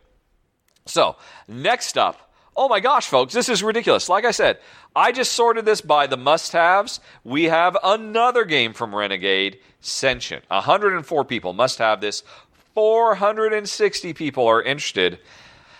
I've already played it. I've already done a run-through for it. It's a must-have game. This one just barely misses my top 10. Just misses it. But it is a beautiful game of future utopia robot programming simulation puzzle game. Watch my run through to find out more, because my throat's going. I can't spend too much time. It's wonderful. It's sharp. Just missed my top 10. Sentient. Then we move on to Tiny Epic Quest. 105 people must have it. 237 are very, very interested. I've done a run-through for it. You can watch my run-through to find out more. This is basically, could be called Tiny Epic Legend of Zelda. It should be. Its art is very evocative of that. It's smart, clever gameplay with interesting push-your-luck mechanisms and some of the coolest components you're ever going to see in a board game. Watch my run-through to find out more. Tiny Epic Quest. And then after that, we've got Century Golem Edition, which is interesting because if we go up, I'm going to skip ahead, 1, 2, 3, and say at 107 people must have Century Golem Edition, and 139 people must have Century Spice Road. So there's the Golem Road and the Spice Road. These are both games that are interesting to me. I'll be honest, they'd probably be a bit lower on my list. Obviously, I'm out of sync with everybody else who really wants these. I don't know. Everybody talks about how these are Splendor killers. And Jen and I just didn't dig Splendor. So I worry that we won't dig this because these are effectively light, gateway, family-friendly, abstract cube pushers, where you are using cubes to get different cubes to get points. There's nothing wrong with that. I've got a whole wall full of games that do that, but Jen and I generally like to have a lot of theme woven in that makes it interesting to us. We didn't like Splendor because it was a pure abstract. There was no theme to it whatsoever. I worry the same thing is true for the Century games. And, you could argue that must be the case because, hey, 2 versions of it will be available. The Spice Road edition, which is, set on the Spice Road, is the cubes represent spices that we're trying to convert into victory points. Or you've got the Fantasy Golem edition, which is the exact same game, just set in a fantasy world. So I worry, that's why it doesn't, I'm interested. I've heard nothing but good things, but, we'd heard nothing of good things about Splendor, and we just didn't dig it.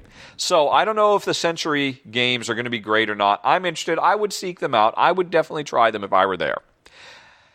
Next up, Professor Evil and the Citadel of Time. 221 people must have it. 650!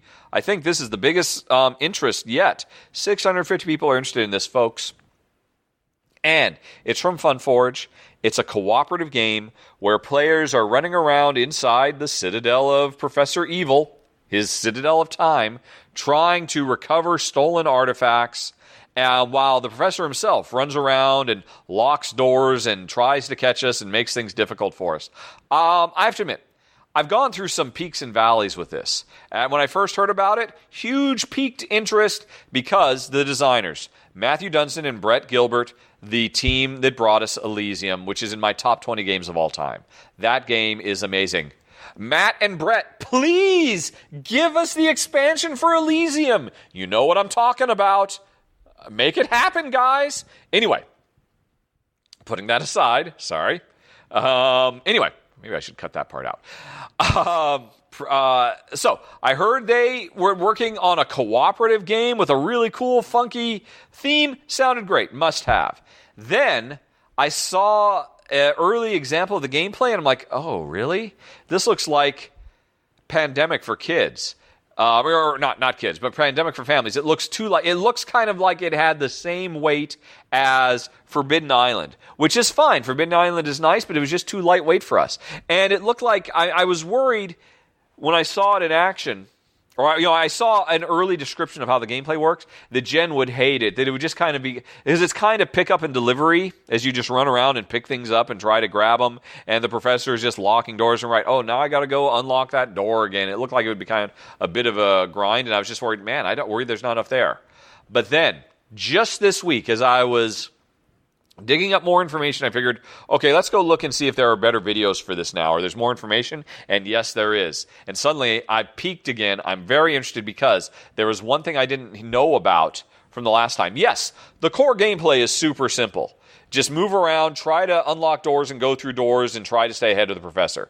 That is really simple. That's what was kind of I'm a bit nervous it's too simple, but here's what makes it interesting. At the beginning of your turn, you have a deck of cards that gives you all kinds of special powers. You draw 2 and pick 1, and that will be the special power you have for that turn. That sounds super cool. I really love that core mechanism. And I think it sounds really, really simple, but I suspect it's going to make this game a lot of fun. And suddenly, I am back to peak interest for Professor Evil and the Citadel of Time. And I'm not alone. We're high on this list. 650 people. That is the highest interest count to date. Crazy. But anyway, next up, we've got Magic Maze. Did this one win the Spiel? I don't think it did. It was nominated, but it didn't win, did it? Right. Yeah. But that's okay. Yeah, King Domino won. But this is a really cool game anyway. Jen and I very much enjoyed it. You can watch my run through to see more. We ultimately didn't keep it mostly because while we enjoyed it, it was too stressful. It kind of crossed the line for Jen. She, and if we're going to play a real-time game, we'd rather play Fuse or whatnot. It's a real-time dungeon exploring. Or if we're going to play a real-time dungeon exploring game, we'll play Escape. But this one's really, really cool. It's also better with higher player counts. This is a game that, it's almost a party game, where Escape can never really be a party game, where this one is. It's super sharp. You can watch my run-through to find out more. Also, there's going to be, I think, I'll talk about that later when we get to the expansions. The expansion for it is going to be playable for the first time as well. But I'll talk about that later, once my throat recovers. But anyway, Magic Maze, getting on close, folks. I can see the scroll bars almost to the top. And next up is Century Spice Road, but I talked about that a little bit before. So then let's move on to the king that won the Spiel des Jahres this year, King Domino. This game has been available forever. Surely it already debuted in whatever. I will not question Eric. I already said I'm not going to question Eric. Eric says it's debuting at Gen Con, so it's debuting at Gen Con. Watch my run-through. It's a sweet, charming little game. Especially if you get a couple copies of it, so you can play kind of the epic version of it. If you're playing with more players, you can play the epic version of it with 2. But you can watch my run-through to see more. It's neat, sharp, deserving title for the Spiel des Jahres, King Domino. And then, and what was it? 139 people must have it. 430 are interested. But, folks, almost to the end now. Things are getting exciting. Hey, what have we not heard for a while? The name Renegade Games. I think it's time for another Renegade Games title. Ex Libris. 163 people must have this. Wow, that's another huge, that's almost a jump of 30 people. Big jump. 592 people are interested. There is a lot of excitement for Ex Libris from Renegade Game Studios, folks. I'm interested as well. I know hardly anything about this game, I have to admit.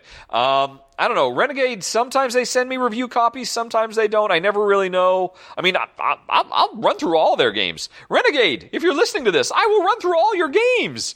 But they only send me about half of them. Whatever. So I have not played this one. I don't know anything about it. I haven't looked. There's a lot of excitement for it. It's a game where you're building a library, so all the cards you're drafting for, I think you're drafting for, look like little portions of a bookshelf, and you're trying to build the best bookshelf. Apparently it's great. It must be because so many people are excited about it. I haven't looked at it very much. I haven't needed to because it's from Renegade, and Renegade has entered that realm, that pedigree of, yeah, it's going to be great, or else they wouldn't have published it. I just know it. Okay, let's move on to the next one. 198. Wow, we're getting big jumps from 163 to 198. People must have Sagrada. And 567 are interested. This is a great, great dice drafting, puzzly little game. Absolutely drop dead gorgeous. I did a run through for it when it was on Kickstarter. You can go check that out. Yeah, this is very deserving being this high on the list. It's super sharp, super fun. One of the best gateway games to come out in years. If I ever get around to doing an updated gateway games, Sagrada definitely goes on that list, particularly because it's a gateway game that you can enjoy as a gamer or you can enjoy as a total newbie novice. That's a rarity. Sagrada is brilliant, yo. But let's move on. Even higher. This is not a big jump. 208 people must have Whistle Stop. Although, oh my gosh, the biggest interest yet, 707 people interested in this. There is going to be, I bet you this game's going to sell out. Looking at these numbers compared to where we started out, there is a lot of excitement for Whistle Stop. I have to admit, I don't know much about it. It's from Bezier Games, so I'm confident it's going to be a good design. It's a pick up and deliver game, so I'm a bit hesitant myself. Jen and I tend not to enjoy that. Interestingly, I'm actually looking at a copy of it right now. It showed up in the mail the other day, and I'm so sorry, Ted Alsbach of Bezier Games. You needed to get it to me like 2 weeks ago when Jen was still here so I could play it. It's sitting there on the table mocking me because there's no one here to play it with. So sad. When Jen gets back in September, I will play it. I will give you a run through. All I can say right now is, folks, the excitement for this is through the roof. Absolutely insane. I think this has more thumbs than anything else. If I had sorted by hotness, this is the number one in hotness on my list of interest titles. But it's pick up and deliver tile laying game set in the American expansion, conquering of the West by laying rail. Should be pretty cool. A lot of enthusiasm for Whistle Stop out there, and only 2 more, folks. Now, I'll be honest. This is super duper high. 220 people must have it. Another big jump. 586 people are interested in First Martians Adventures on the Red Planet. And when I first heard about this, I was super stoked for it as well. Because this is effectively the spiritual successor to Robinson Crusoe, which I did a run-through 4 years ago. I think it's my most watched video of all time, the run-through I did for Robinson Crusoe back when I used to film with my iPhone. Oh, they're so embarrassing to look at now.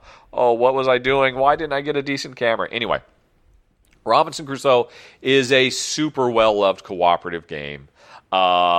Super challenging, oppressively tense survival on a desert island. Now you have super tense, oppressively challenging tale of survival on the Red Planet instead. Uses the same kind of worker placement, uses a lot of the same overall structure, but they've really tweaked the formula a lot. They've introduced campaign play. They've introduced an app that can drive the gameplay. I'm not sure if the app is optional or not. Of course, I would use it because apps in board games, the melding of digital and analog is a beautiful, beautiful thing. So there's a lot here I'm excited about, but it's weird.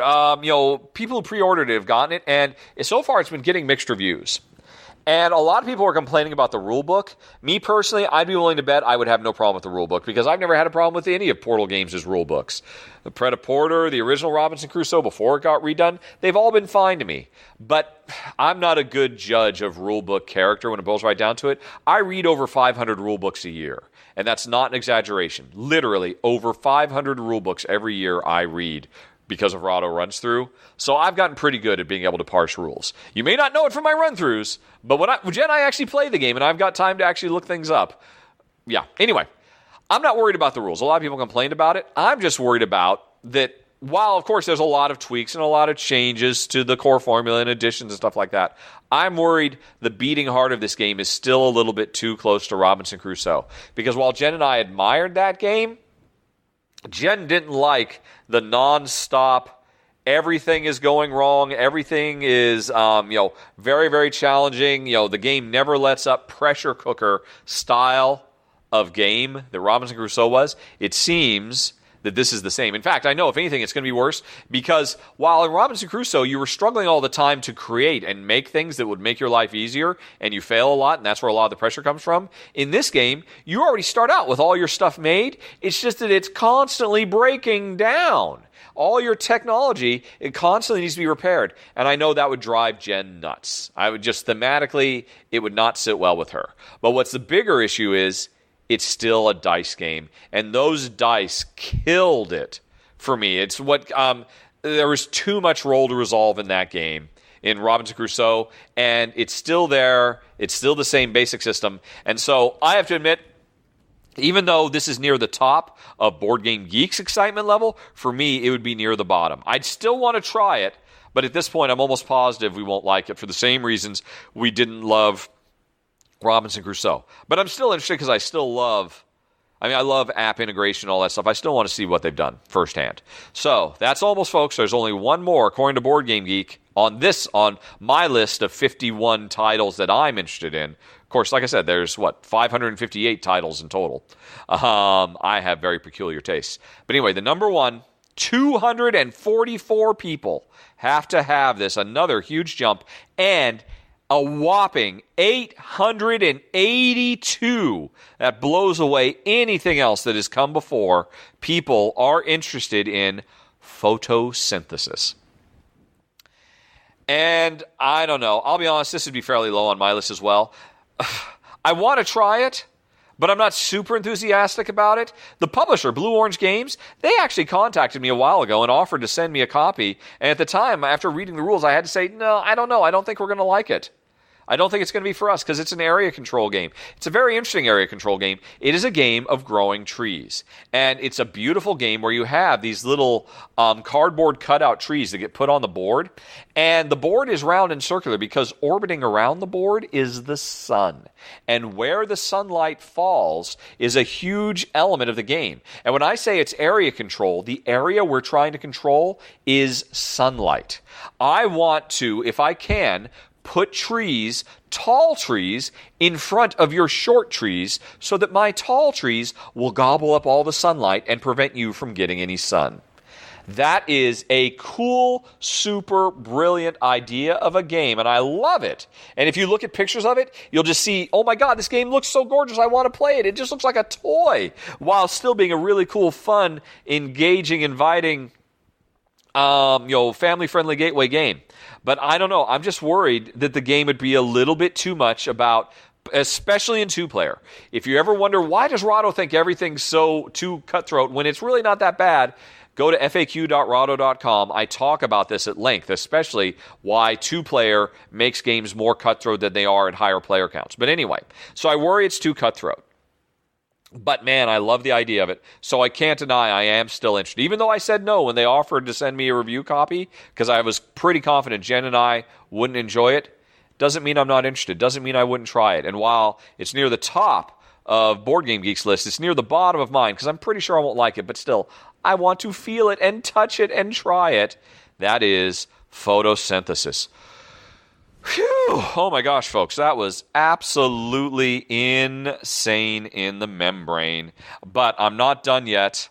Now, if you hold on, we will get to my must-haves. I just went through 51 games I'd classified as interested. Now I'm going to get to the must-haves. And hold on, we'll be right back.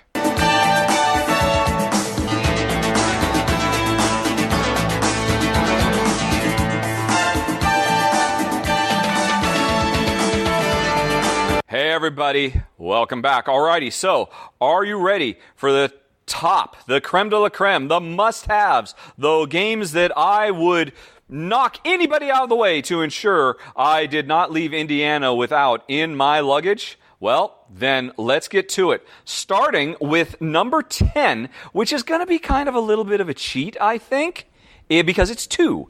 It's Notre Dame, 10th Anniversary Edition, and Year of the Dragon, 10th Anniversary Edition. 2 for the price of 1. I have to admit, I feel kind of silly even putting this on the list when it boils right down to it, because, these games have been were printed years and years and years ago, and I guess they've both been out of print for a while. I don't know. Have they been hard to find? I'm not sure. I've had my copies forever. The interesting thing about the new 10th Anniversary editions are, well, they don't change anything about the game. They don't do any kind of upgraded components or anything like that.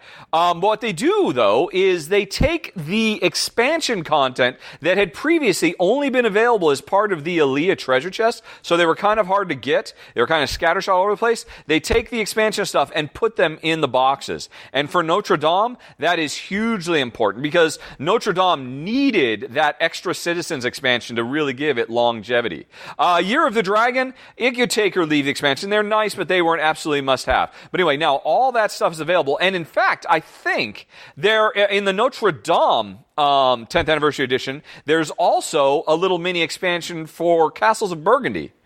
It was in one of them. It was either in the Notre Dame one or the Year of the Dragon. Long story short, folks, these are two of the best Steffenfeld games ever. Absolutely amazing, phenomenal games. I've done run-throughs for both of them. Notre Dame is a card drafting game from well before card drafting was cool, thanks to Seven Wonders, where players are helping the people of Paris build the Cathedral of Notre Dame, fight plague, and ride all around town in a cool little carriage getting bonus points. It's a blast, Jen. I absolutely love it. Notre Dame was actually our introduction to Feld, actually.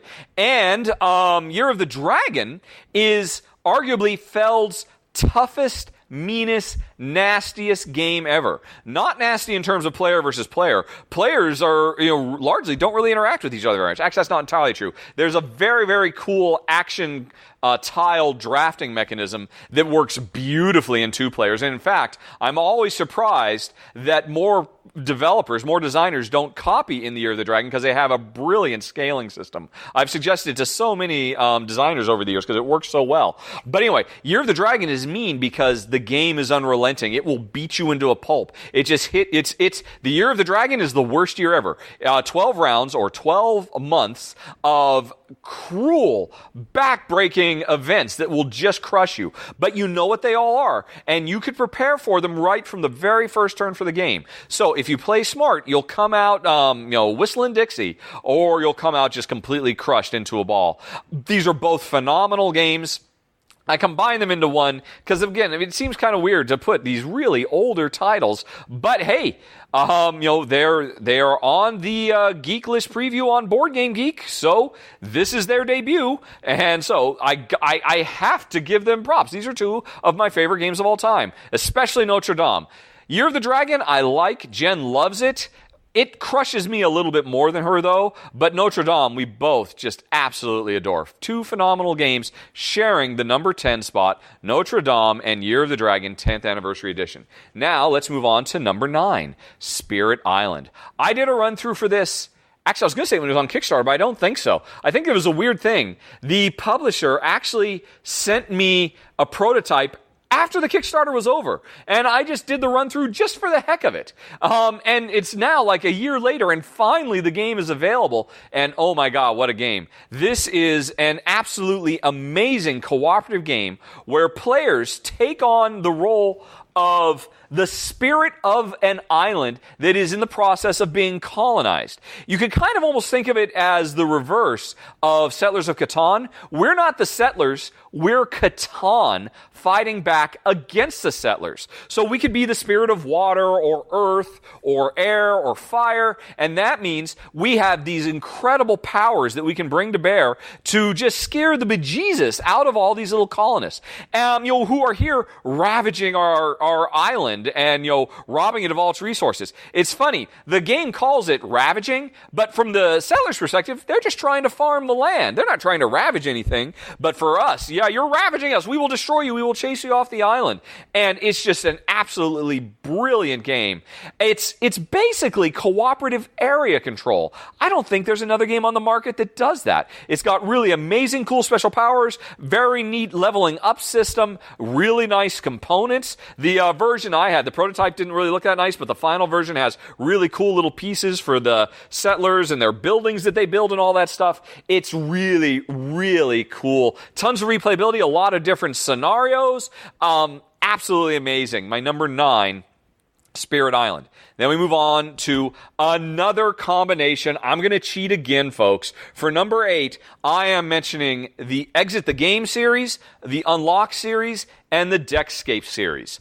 All 3 of these are wonderful escape room in your home style adventures that you can have. You get any one of these games. And in fact, when I say I'm actually talking about 3 systems, I'm actually talking at Gencon, there will be 8 different games you could buy. 3 games in the Exit series, 3 games in the Unlock series, and 2 games in the Deckscape series. And honestly, I'd suggest getting all of them. I've actually done run-throughs for each one of the series, and Jen and I, we have just loved them all to death. They all do escape rooms in different ways. They all have different strengths and weaknesses, to be fair. Unlock uses a digital app, so we can do a lot of really cool stuff like multimedia. Exit is the one that's a one-time use because it actually has you, tearing up cards and snipping them to make components that you can use to solve puzzles. And Deckscape is super portable. The whole thing just fits in a pocket and has a it's actually of all of them, I think the Deckscape system is my favorite, even though it's the simplest. It doesn't have a lot of the neat gimmicks that the other ones have, but they're all great. You can watch my run-throughs to see why I like them and how I contrast and compare them. But honestly, any one of these individual games, costs a fraction of a regular board game. Buy them all. Bring them all home. Play them with your family. Play them with your friends. The Unlock and Deckscape, after you finish them, you can give them away as gifts. The Exits, once you're done with them, they're done forever. But they're absolutely phenomenal. Jen and I have enjoyed them so much, so I've just, I'm going to consider these all one big game that just have 8 different modules that you have to buy from different booths when you're at Gen Con. So that's number 8, Escape Rooms in a Box, Exit, Unlock, and Deckscape. And now let's move on to number 7, Valletta. I was thinking, maybe I should actually put this higher on the list when it boils right down to it. I mean, I live in Malta. Finally, after years and years of playing Euro games, we've got a really cool Euro-style economic simulation set in my country, in the capital of Malta, Valletta, where players are doing deck building to build up the capital city. It's got a lot of really cool systems in it. I have to admit, I haven't looked into this that closely. It's from designer Stefan Dora, who's made some amazing games. He did For Sale, Milestones, Pergamon, some really amazing designs. I guess I've only got 2 worries here. 1, several of Stefan Dora's games are less than ideal at 2, but I've heard nothing but good things that this plays really well with 2. And then number 2, I'm a little worried that this game, some of the cards you have that you deck build have a little bit of take that, like stealing resources from each other, but I understand that in a 2-player game, you don't steal from the other player, you steal from the bank. So, awesome sauce. I'm so sad that here I am living in Malta, and I do not have a copy of this game, and I'm not at Gen Con to be able to pick one up. I probably won't get one until October when I get it at Essen Spiel, and I'll just have to wait and wait and wait. I've heard nothing. This is just really flying under the radar. It hasn't really gotten a lot of attention because so far it's only been available in Europe. Hopefully things will change at Gen Con, and it'll sell out because it looks really nice, and I suspect if you're a Euro fan like me and my wife Jen, you're going to absolutely love Valletta. Now, move on to number 6, Edge of Humanity. Now, this is a deck builder set in a post-apocalypse America. Which apocalypse, you ask? That's your choice. One of the coolest, there's 2 really cool things about this deck builder. One is, as part of setup, you have to make an event deck. And every round, you're going to draw, and that's going to make some event that affects everybody as everybody's trying to survive and build the best colony in this post-apocalyptic landscape. But the apocalypse, you get 3 to choose from. What you do as part of setup, when you're building the event deck, you take either, I think it's plague or zombies or alien invasion. Those are the 3 apocalypses. You pick one, and then you pick a location, which I believe is either big city New York, small town Arizona, or out in the wilderness Nebraska. So 3 radically different environments, 3 radically different apocalypses. You take one of each, shuffle it all up, and that's going to be your customized apocalypse you're going to play through in this particular game.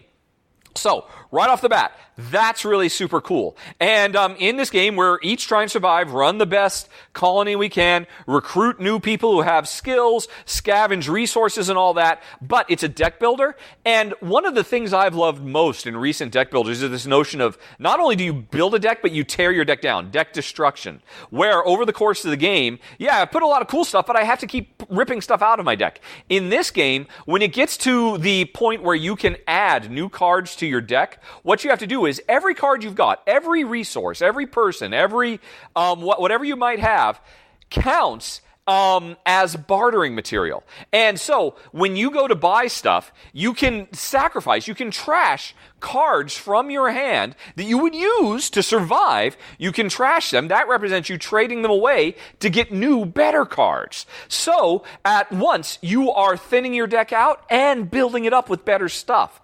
That is absolutely bonkers brilliant. I love that. It's so thematic. It's such a cool idea. And then on top of that, there's another thing where one of the big things you're doing is making buildings for your colony. And so if you have a building card and you put it into play, you have to, once again, permanently sacrifice resources by giving up other cards to build that up. And if you don't have enough resources to finish the building in one round, you can build these buildings over multiple rounds, because it might take you a while to get this building built. But while you're building it, since you haven't used those resources yet, in the meantime, you can use those resources for other things. There's just a lot of really cool ideas in this game, and I'm super duper stoked for it. That was Edge of Humanity. Next up, we've got the Quest for El Dorado. Now, I've already done a run through for this. This is an absolutely brilliant racing deck builder from Dr. Reiner Knizia. Jen and I absolutely adore it. I thought it deserved to win the Kennerspiel des Jahres this year. It was nominated for the Kennerspiel. Unfortunately, it lost. Interestingly, it lost to the Exit, the game series. So that was the actual winner of the Kennerspiel, and the runner-up, which is also making its American debut at Essen, Quest for El Dorado, is a phenomenal game. Another deck builder, really, really clever. It's very lean, very to the metal. Every choice you make is really, really impactful, and Jen and I have enjoyed it very much. You can watch, Jen and I actually filmed an entire run-through from start to finish with the internet, playing a 3-player game. I will say, Quest for El Dorado, I think, is better at a higher player count because it works at 2, but it becomes very cutthroat as a 2-player game, because each player has 2 explorers that they have to build their deck to try and race through the jungle to find El Dorado. And a big part of this game is blocking the path so that other players can't get through. When you play with 3 or 4 players, you only have 1 explorer. So if you're blocking the path, then you're not moving forward, and you're probably falling behind somebody else. But in a 2-player game, you can block a choke point, like through a mountain pass or something like that, your opponent has to go through as well. You could park there with one of your explorers, and then have your other explorer just zip on to the end while you deck build and move them forward, and then that forces your opponents to have to go the long way around the mountain instead of taking the pass because you're blocking it. So, it still works. I mean, Jen and I really love it as a 2-player game, but it's just a little bit more cutthroat. It also, the deck building itself has this very, very cool deck market system, which I have never seen in any other deck builder. Again, go watch the run-through to see how it works. This is a brilliant game. It totally deserved the nomination, and personally, I thought it deserved the win for Kennerspiel of the year. But great, great game, making its debut, Quest for El Dorado. Next up, we've got a secret. I am so sorry I cannot tell you folks what this is, but it hasn't been announced yet. It will be announced on Wednesday, the day before, because I think the Gencon starts on Thursday, so on Wednesday it'll be announced, and I suspect on Wednesday there are going to be a lot of videos. You'll see a video from me about this. I suspect the publisher has sent pre-release copies to a bunch of folks and given us all this press embargo date that on this day at this particular time, noon Eastern on Wednesday, we can all make our videos and we can talk about it publicly then. In the meantime, all I can say is I've played it. It's awesome. It's surprising in a number of ways. And, I just absolutely, it's actually sitting right over there on my table right now. If I were just to, I'm sorry, I can't tell you. But, just wait till this Wednesday and you'll say, I see why you ranked this so high. Anyway, that's the secret one that I can't talk about. I think we're at number 4 now, right? I think that was the number 4. Let's move on then to number 3. Aeon's End War Eternal. Now, I did a quick talk through this when it was on Kickstarter a few months ago. This is a standalone / expansion to Aeon's End. And in fact, actually, Aeon's End, which is an amazing cooperative fantasy deck building, protect the village from never-ending hordes of evil, monstrous villains. It's an absolutely brilliant game.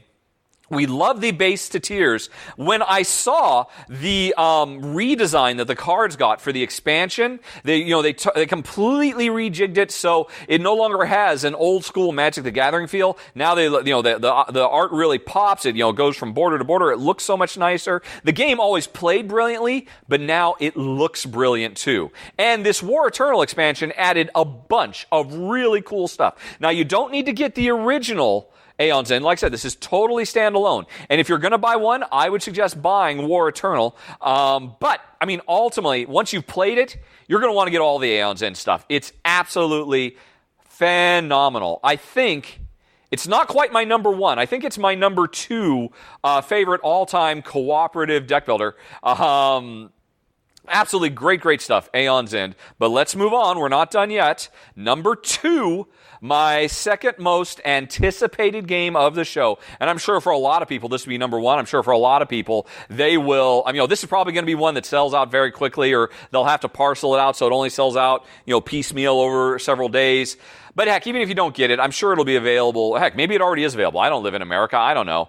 But my number 2 is Codenames Duet, which I am so excited about. Codenames is already such a phenomenal cooperative experience. Now, I know most people don't view it that way because most people don't play Codenames as a 2-player game because Codenames is really a party game. The more players you have, the better. It's a team versus team thing where teams of spies face off against each other trying to... Do I even need to describe Codenames? Everybody knows Codenames. It's so great. But it's a... what would you call it? I have to come up with a secret code name that will tell everybody on my team what it is I want them to figure out, and hopefully they can intuit, because all I can do is just say one word and how many elements it touches on the board, and then they have to figure out what elements I'm referring to. It's an absolutely brilliant game. Codenames Pictures is brilliant too. I like Codenames better than Codenames Pictures, but regardless, they were both great cooperative. In fact, Jen and I played Codenames cooperatively with the internet when I did a run-through for it. You can go check that out. But I could not be more excited about Codenames Duet. I cannot wait to play it because this is designed from the ground up to be a cooperative game. And it looks like it takes Codenames that was already just an amazeballs and takes it to an 11. I'm so excited. I cannot wait to play this with Jen. I'm sure this is going to, once we have it and we played it, this is going to push itself into all kinds of top 10 favorites of all time because we already loved Codenames so much. Where it was a party game that, oh, by the way, it works as a co-op now that it was made from the ground up to be co-op with a bunch of really cool systems, including campaign play. Who would have thought it? They actually put a campaign system in the game as well, where you travel all around the world and play through multiple sessions. Absolutely phenomenal. My number 2, Codenames Duet. Super excited, super jealous that I will not be seeing this game probably for months. I probably won't get it till October. Why should I complain? Living in Malta is awesome, although maybe not on days like today, because I don't know if you can tell. Oh, so hot. But anyway, let's talk about the number 1, shall we? My number 1 must-have, would not leave without it. Dragonfire, which is the Dungeons & Dragons themed sequel to Shadowrun Crossfire. Oh my goodness.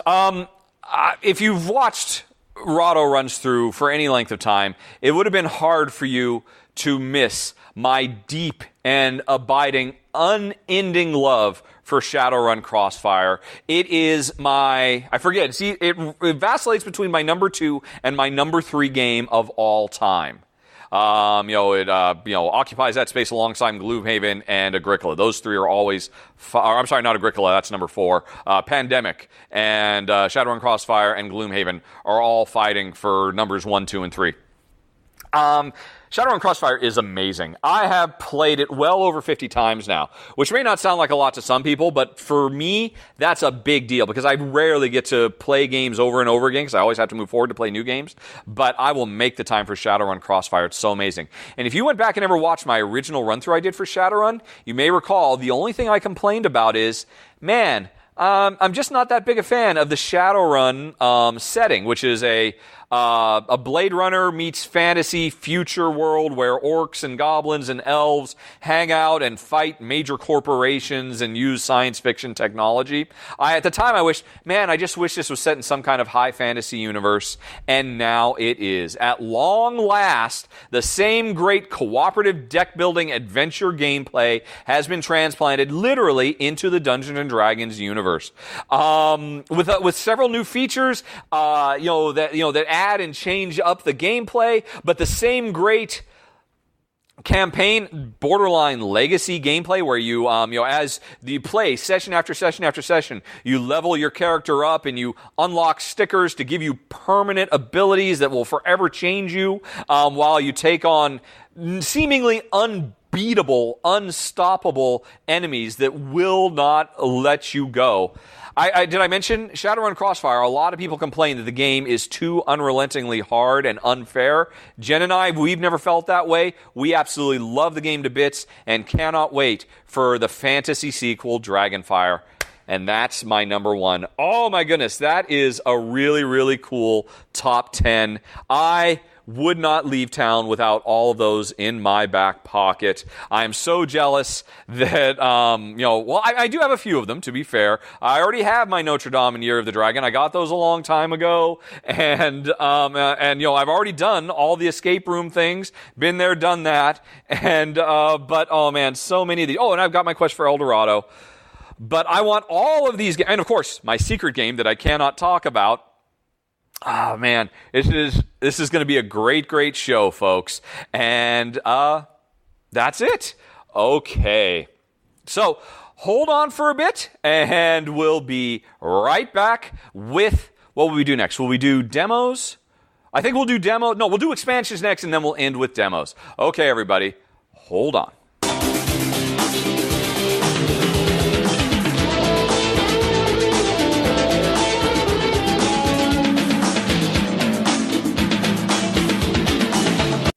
Okay, games out of the way. Let's spend a little bit of time hunting the old expansions.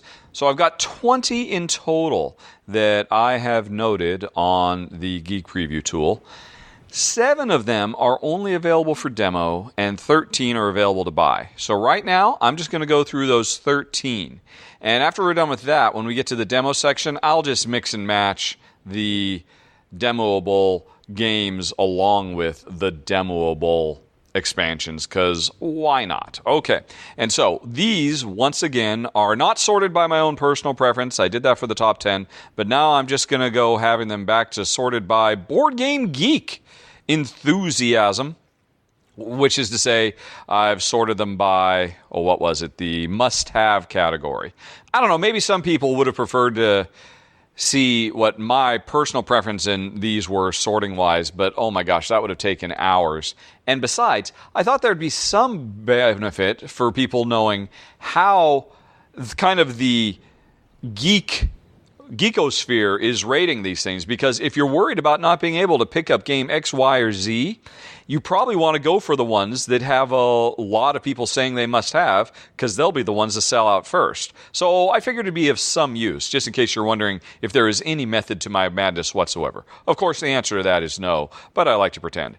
Anywho, let's start talking about expansions now, starting at the bottom of the geekosphere must-have list. Spirit Island, Branch, and Claw.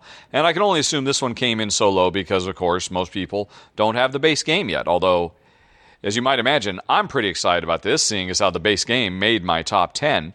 And, yeah, I don't know much about this. 2 new spirits, it says here. Sharp Fang Behind the Leaves and Keeper of the Forbidden Wilds. That sounds like a really cool character to play as. A new adversary, France. I didn't mention that before. One of the elements you can add, there's several different modules in the base game, including, I want to go up against specific countries, and not just generic settlers, but settlers from England or settlers from Spain or whatever. Now, there are settlers from France who will function different than other settlers. I imagine they'll be all about those grapes. And, but this is the coolest thing. Those others are nice, but the big thing is an events deck that you'll draw a card from, every round. Event decks happen every turn, adding further variation to the gameplay. That is huge for replayability. I love event decks in cooperative games. Although, man, I hope they do it right. Very few games do this. It's fine, but designers, if you're thinking about adding an event deck to your game, whatever type of game it might be, may I strongly recommend that you implement a system where we reveal what the upcoming event is, and then we have a certain amount of time to prepare for it. A turn or two or something like that. Instead of, hey, at the beginning of the turn, here's the new event. Suck it! Some of you were very lucky and are in the right position through no strategy of your own. You didn't know this was coming, but you benefit, and you, who weren't prepared for this random thing, you get crushed. Ha ha ha ha. I do not understand. There are enough games out there that do events smartly, where you get a chance to see them coming and prepare, that adds more strategic weight to the game. Fingers crossed that Eric Ruys, the designer of Spirit Island Branch and Claw, was smart enough to implement them. Time will tell. But let's move on to our next must-have with 9 people are after it, Nefarious becoming a monster. Now, I have to admit, I'm kind of surprised by that because I didn't think anybody had played Nefarious. I didn't know there'd be any must-haves. Me personally, Jen and I, we like Nefarious. Unfortunately, we have the original first printing from the publisher that has since gone out of business. And, then it got picked up by another publisher. They reprinted it, and now this new publisher is printing this expansion. And so I can only assume that means this expansion will not be compatible with my original version because the art is changed and all of that. So that makes me kind of sad. Maybe, I don't know. Well, if I were there, maybe I'd just pick up the expansion plus the new version and give my old version away to the local game group. Something like that would work. But it doesn't matter, because I'm not there. I'm here, drenched in sweat. But anyway, that was 9 people are after. 50 people are interested. Only 27 people are interested in Spirit Island Branch and Claw. 9 people must have 50 people interested for Nefarious becoming a monster. Now, this is a very interesting one, and it's for Catacombs, the disc-flicking game that I just raved about a little bit ago. It is Catacombs Wervins of Walemere. And this is awesome. Basically, it introduces, I assume it introduces a bunch of stuff, but the thing I'm really interested in is these new discs, these really big discs called Wervins, and the players have the ability to tame the Wervins and then put their characters on top of the Wervins, so they ride around on Wervins, and then the Wervins have like these big, gigantic area effect type attacks that they can do.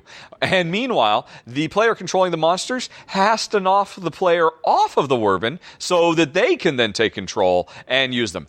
It sounds very cool, a neat little tug of war. There's already some elements like that in the base game, but yeah, I really, really like this idea. From what I've seen of it, it should be very, very cool. And there are 23 must-havers and 122 interested in this. But heck, if you're there and you have Catacombs, it's a no-brainer. You kind of have to get this, I would think. Although, Catacombs stuff is expensive. Man, I wonder if I should have sorted this by price. Anyway, interestingly, I'll talk about this a little bit later, but there are, in addition to the Wervins of Walemere, which you can buy, there are a couple of other Catacombs things that are available for demo, but we'll cover them later. Next up, come on, folks. This would be my number 1. 27 people must have it. 58 people are interested in it. What is it? Dragonfire Character Pack. Heroes of the Sword Coast. So, this, I believe, will add new, unique, playable characters. Yes, it says right here, adds additional classes and races. So this is different than Shadowrun. When Shadowrun Crossfire came out, they also had a character pack, but they were the exact same characters, just with different art. So it was like an alternate art pack. It was important anyway, because it also came with duplicates of the stickers, so that you could do more mixing and matching and experimenting with characters. I assume that's the case here, but this also says that it adds additional classes and races, so I assume that means entirely new stuff as well. Then we've got 2 expansions for Aeon's End. In addition to War Eternal, which I mentioned in the top 10, Aeon's End The Void and Aeon's End Outer Dark are going to be available. 33 and 36 people must have, and 87 and 83 interested. That's really weird. You would expect those 2 things to be the exact same number. Who's saying, yeah, you know what, I must have this one, but I don't have to have the other one? That makes no sense to me. Why wouldn't you get both of them if you love Aeon's End? Because you should, because Aeon's End is awesome. But then we move along to Quadropolis Public Services. 43 people, gotta have it. 142 people are thinking about it. And, let's see, this is, I was about to say it's cool, but actually I've done a run-through for them, and so you can hear what Jen and I thought in that video. Suffice to say, it's a good expansion. I'm glad I happened, but I was a little disappointed. I think it almost needs some house rules. But then if we move on, oh, no, you know what? This might be my number 1. Yeah, I think I'd rate this. Although, so again, Board Game Geekers, you're wrong. But 48 people must have, and 159 people are interested in Automobiles Racing Season.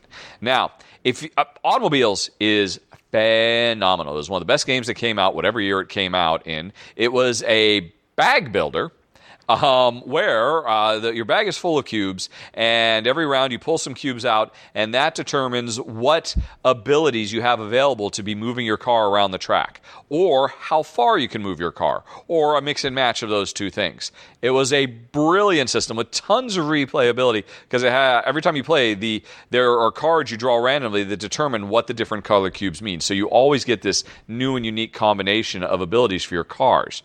That in and of itself is great. My only complaint about the original Automobiles was that the 2 tracks that it came with are great for higher player count, but they're a little dull for 2 players, which of course is the only way I play it, or Jen and I play it.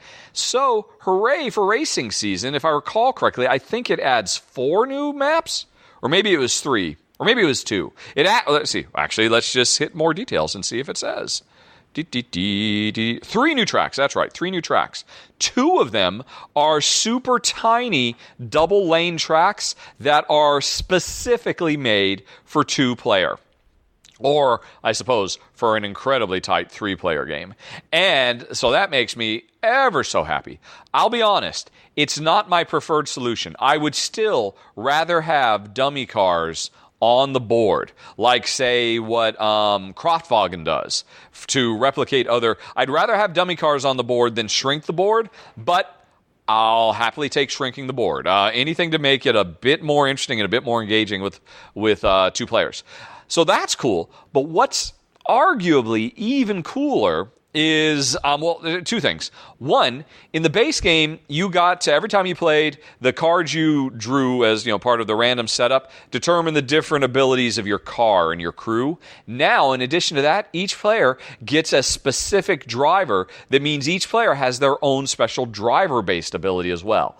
That's super awesome. But the most awesome thing of all, no, the 2-player is still the most awesome thing, but this is just a box full of awesome. The other incredibly awesome thing is campaign play, where you can play over a series of races and keep your upgrades, keep your bag full of, the upgrades and the brown cubes, the wear and tear that your car has taken, so that you will have to continue to evolve your car from race to race to race. That is awesome. So I'm very, very, very, very, very excited for Automobiles Racing Season. That would be a must-get for me, hugely, big time. Next up, we got Valeria Card Kingdom's Flames and Frost. I did a run-through for this one. It was on Kickstarter, so you can go check that out. Valeria Card Kingdoms is a wonderful little game. Machi Koro for gamers, basically. And this expansion definitely added a lot of cool stuff. I mean, some very, very neat elements. Again, you can watch the run-through. My only complaint about was it really kind of doubled down on the being able to attack each other. There was already some of that in the base game, and now there's more of it. So, yeah, I kind of have mixed feelings about it. Why? I mean, as I think I said in the original video, Valeria Card Kingdoms, you don't need all this take that. You're great without it. So, I mean, for players who like that kind of stuff, there's definitely more of it in Flames and Frost. Next up, Let's see. 87. Oh, there's a big jump. There's 57 people on Valerian. Now 87 people must have, and 149 are interested in Time Stories Lumen Fide, which is the latest storyline, and for my money, the best to date. Although I think for some people, it's the worst to date. It's a real Marmite. I talked about some of why that is in my final thoughts. I did it without spoilers, so feel free to go watch it. But who are we kidding? If you're into Time Stories, you're going to get this. You kind of got to, don't you? Okay. Next up, we've got Between Two Cities Capitals, which 94 people must have. And 211 are interested in. Yet another one that I've done a run-through for. I mean, this came out a long time ago, didn't it, Eric? Eric, I don't understand. But anyway, this would definitely be a must-have for me if I didn't already have it. It adds so much to the base game, and the base game was already so good. I had one complaint, which is, if I recall correctly, the game comes with 3 different modules that add a bunch of interesting stuff, and I think they really missed a trick by forcing you to either have none of the modules or all of them. You can't mix and match. I understand why they did it for balance, but it's still just kind of a bummer. And really, that's a minor complaint on what is otherwise an excellent expansion. And 2 more to go. Like I said, there weren't very many.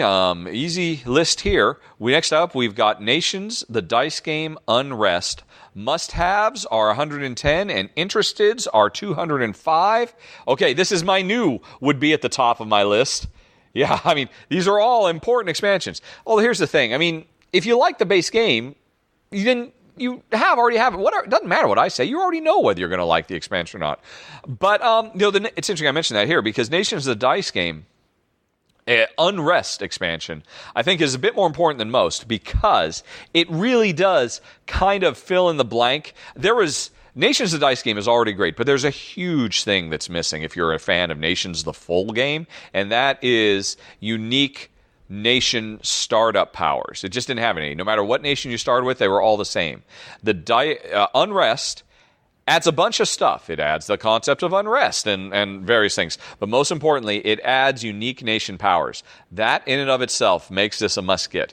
And the interesting thing is, I think for some people who maybe didn't like Nations enough, with Unrest, that might push more, or Nations of the Dice game, it wasn't good enough, they might want to revisit Nations of the Dice game with this expansion, because I think this is a significant game changer for it.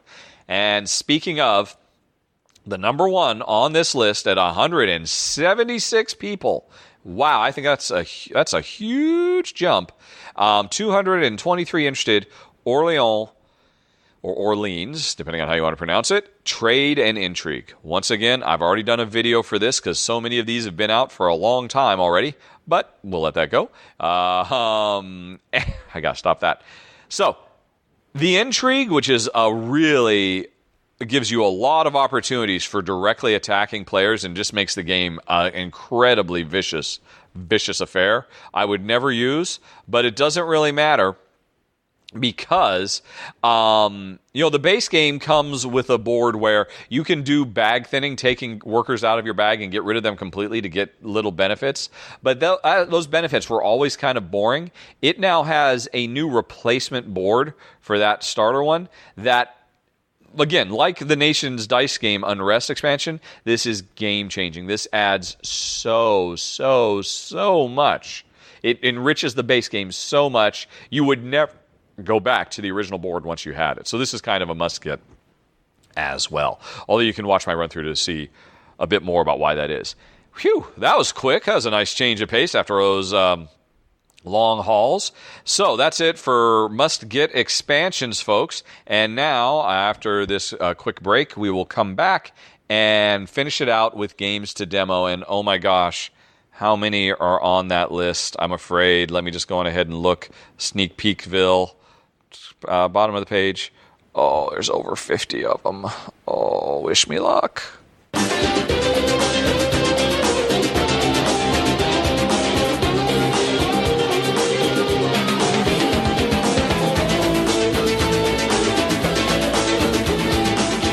Okay, folks, we're in the home stretch. And I think, I can't spend as much time talking about each game.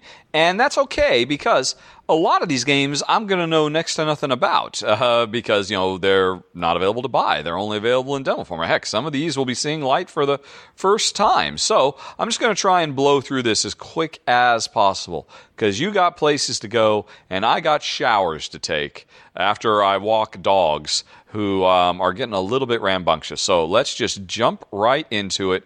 Games and expansions at the show that can be demoed but not bought. Once again, sorted by the must-havedness, although, of course, no one can have any of these, and yet people still mark them as must-have. I don't think they understand how it works. That's okay. Let's go for it. Starting at the bottom of the list, nobody must have Dice Age The Hunt. And parentheses, that's because it's not actually on the list. I don't know why it's missing. This is actually on the official Gencon 2017 preview geek list, but it's not in the new preview tool. So they're a little bit out of sync there. I'm sure it'll get added. I'm sure it's just an oversight on Eric's part. But anyway, like I said right up front, I don't know anything about this. It's set in some Asian it's set in ancient Japan. You're rolling dice to go through hunting grounds and accumulate wealth. I don't know. I like rolling dice. Maybe it's good, maybe it's bad. It features dice and animals and set collection. We'll see. Dice Age The Hunt. It's wouldn't be high on my list, but if I happen to walk by it, I'd want to know a little bit more. Then we get to Black Souls. Now, this one I do want to know more about because I love the idea of this. This is a game where players are video game developers, specifically level designers, trying to make the best levels for their video games. How do you know if it's the best? Because game testers or focus group testers will go through the levels, and they want to be challenged, but they don't want to die. So if you kill them too many times, you'll lose points. But if you make it too easy, you'll lose points because they think it's boring. I love that idea. Not just because, of course, I was a video game designer for 20 years, but I just think it's a really, really clever idea. It looks like it has really cute art. Sounds like it should be a very, very neat and fresh and interesting theme, Black Souls. Next up, we got Metal Dawn. I've done a run-through for this. This is a very cool cooperative game that is G.I. Joe meets the Terminator, or G.I. Joe versus the Terminator, basically. Neat game, fun. Watch my run-through for more. Or try it yourself at the show. After that, we've got Konja, Konja. I'm excited about this one because this is effectively a sequel to Ancient Terrible Things. It's from the same designer, same artist, uses the same dice-driven gameplay, but it's for 2 players only, which some people think is the best way to play Ancient Terrible Things. And it has to do with rolling dice to conjure the spirits to control the weather, which sounds pretty cool. I mean, Jen and I, we love Ancient Terrible Things, so we're very interested in Konja, especially because it's 2-player only, baby. Next up, we got The Big Score. I'd never heard of this at all before I started going through the list. It's from Van Ryder Games. It's a card drafting game, and it's all about getting ready for and pulling off a massive bank heist. The first half of the game, you're drafting cards to build up your crack team of thieves, and I guess doing little jobs to make money to recruit more thieves and more card drafts. And then eventually, once all the card drafting is done, everybody makes a run at the same time at, the big final vault, like the last boss, and it's a push your luck element to be able to make it in and get out with as much stuff as possible. The Big Score sounds like an awesome, fun theme. Ocean's 11 come to life. Then we've got Samurai Gardener, which is interesting. It is a game from Hisashi Hayashi, who's just been, it's just becoming ubiquitous these days. I mean, I just did a run-through for Okey Dokey a little while ago. His Yokohama was awesome. Trains is cool. He's getting more and more games out there. And this is a little, it's a tile-laying game, but there's a couple interesting things about it. One, it's real-time, which is always catches my interest. I love real-time board gaming. And it seems like the tiles have multiple things on them. So, they're actually not tiles, they're cards. So like Honshu, trying to lay the tiles down, but also stack them on top of each other to get the ideal layout. But doing it in real time sounds like it could be very, very cool. Samurai Gardener. Then you've got Way of the Panda. I don't know anything about this other than it's a worker placement game where your workers are a monk, merchant, and warrior panda. That, I don't know. I typify, I don't know. I don't know what. It's from Cool Mini or Not. So I'm assuming that means awesome panda minis in, ancient Japanese warrior, merchant, and monk garb. Why wouldn't you want to demo that? Should be very, very cool. Stygian Society. This is a total must-have for me. People are crazy putting this so low on the list. I mean, this would be near the top of the list for me. I've talked about it several times in previous podcasts, and this is a cooperative fantasy adventure game where you're trying to make it through a tower, but the tower is an actual physical game component. It is, it's a cube tower, the same way as Shogun or Wallenstein or Amerigo. You use that cube tower to determine how well it is you're fighting your way through the tower in this cooperative game. I love everything about this, and yet I know almost nothing about it. I've been excited for this game for over a year. Finally, people will get a chance to play it. Actually, I think it was available for limited demos last year. So somebody go there and demo it and take pictures. I want to know more about this game. It's been driving me nuts for a year.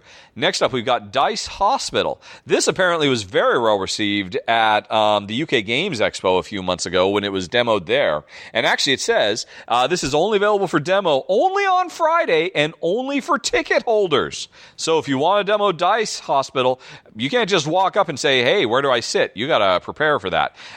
Dice rolling game. I think the dice are the patients in the hospital. Everybody's working really hard to try to keep them alive. Love it. After that, we got Hands of Fate, Ordeals. This was on Kickstarter a while ago. I don't know anything about it. It is a fantasy deck builder. It looks like it has really, really nice art.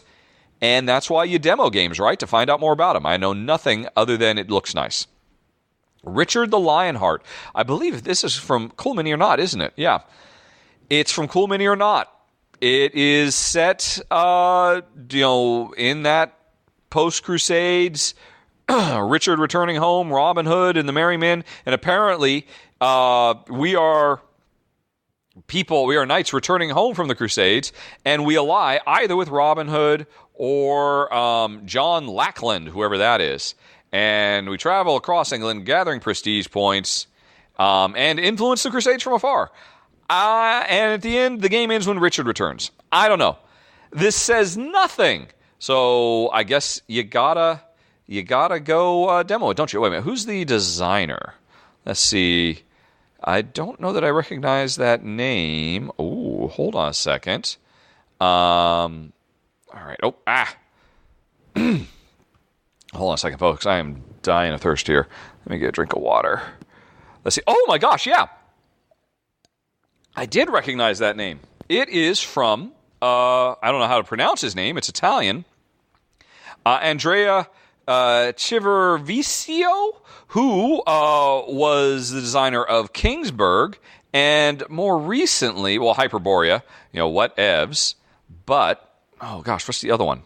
It's a game I'm in love with, and I just can't remember it. Kingsburg. Oh, Signore. He was the co-designer on Signore, which is an awesome game. So, okay, that's why you should be excited about Richard the Lionheart.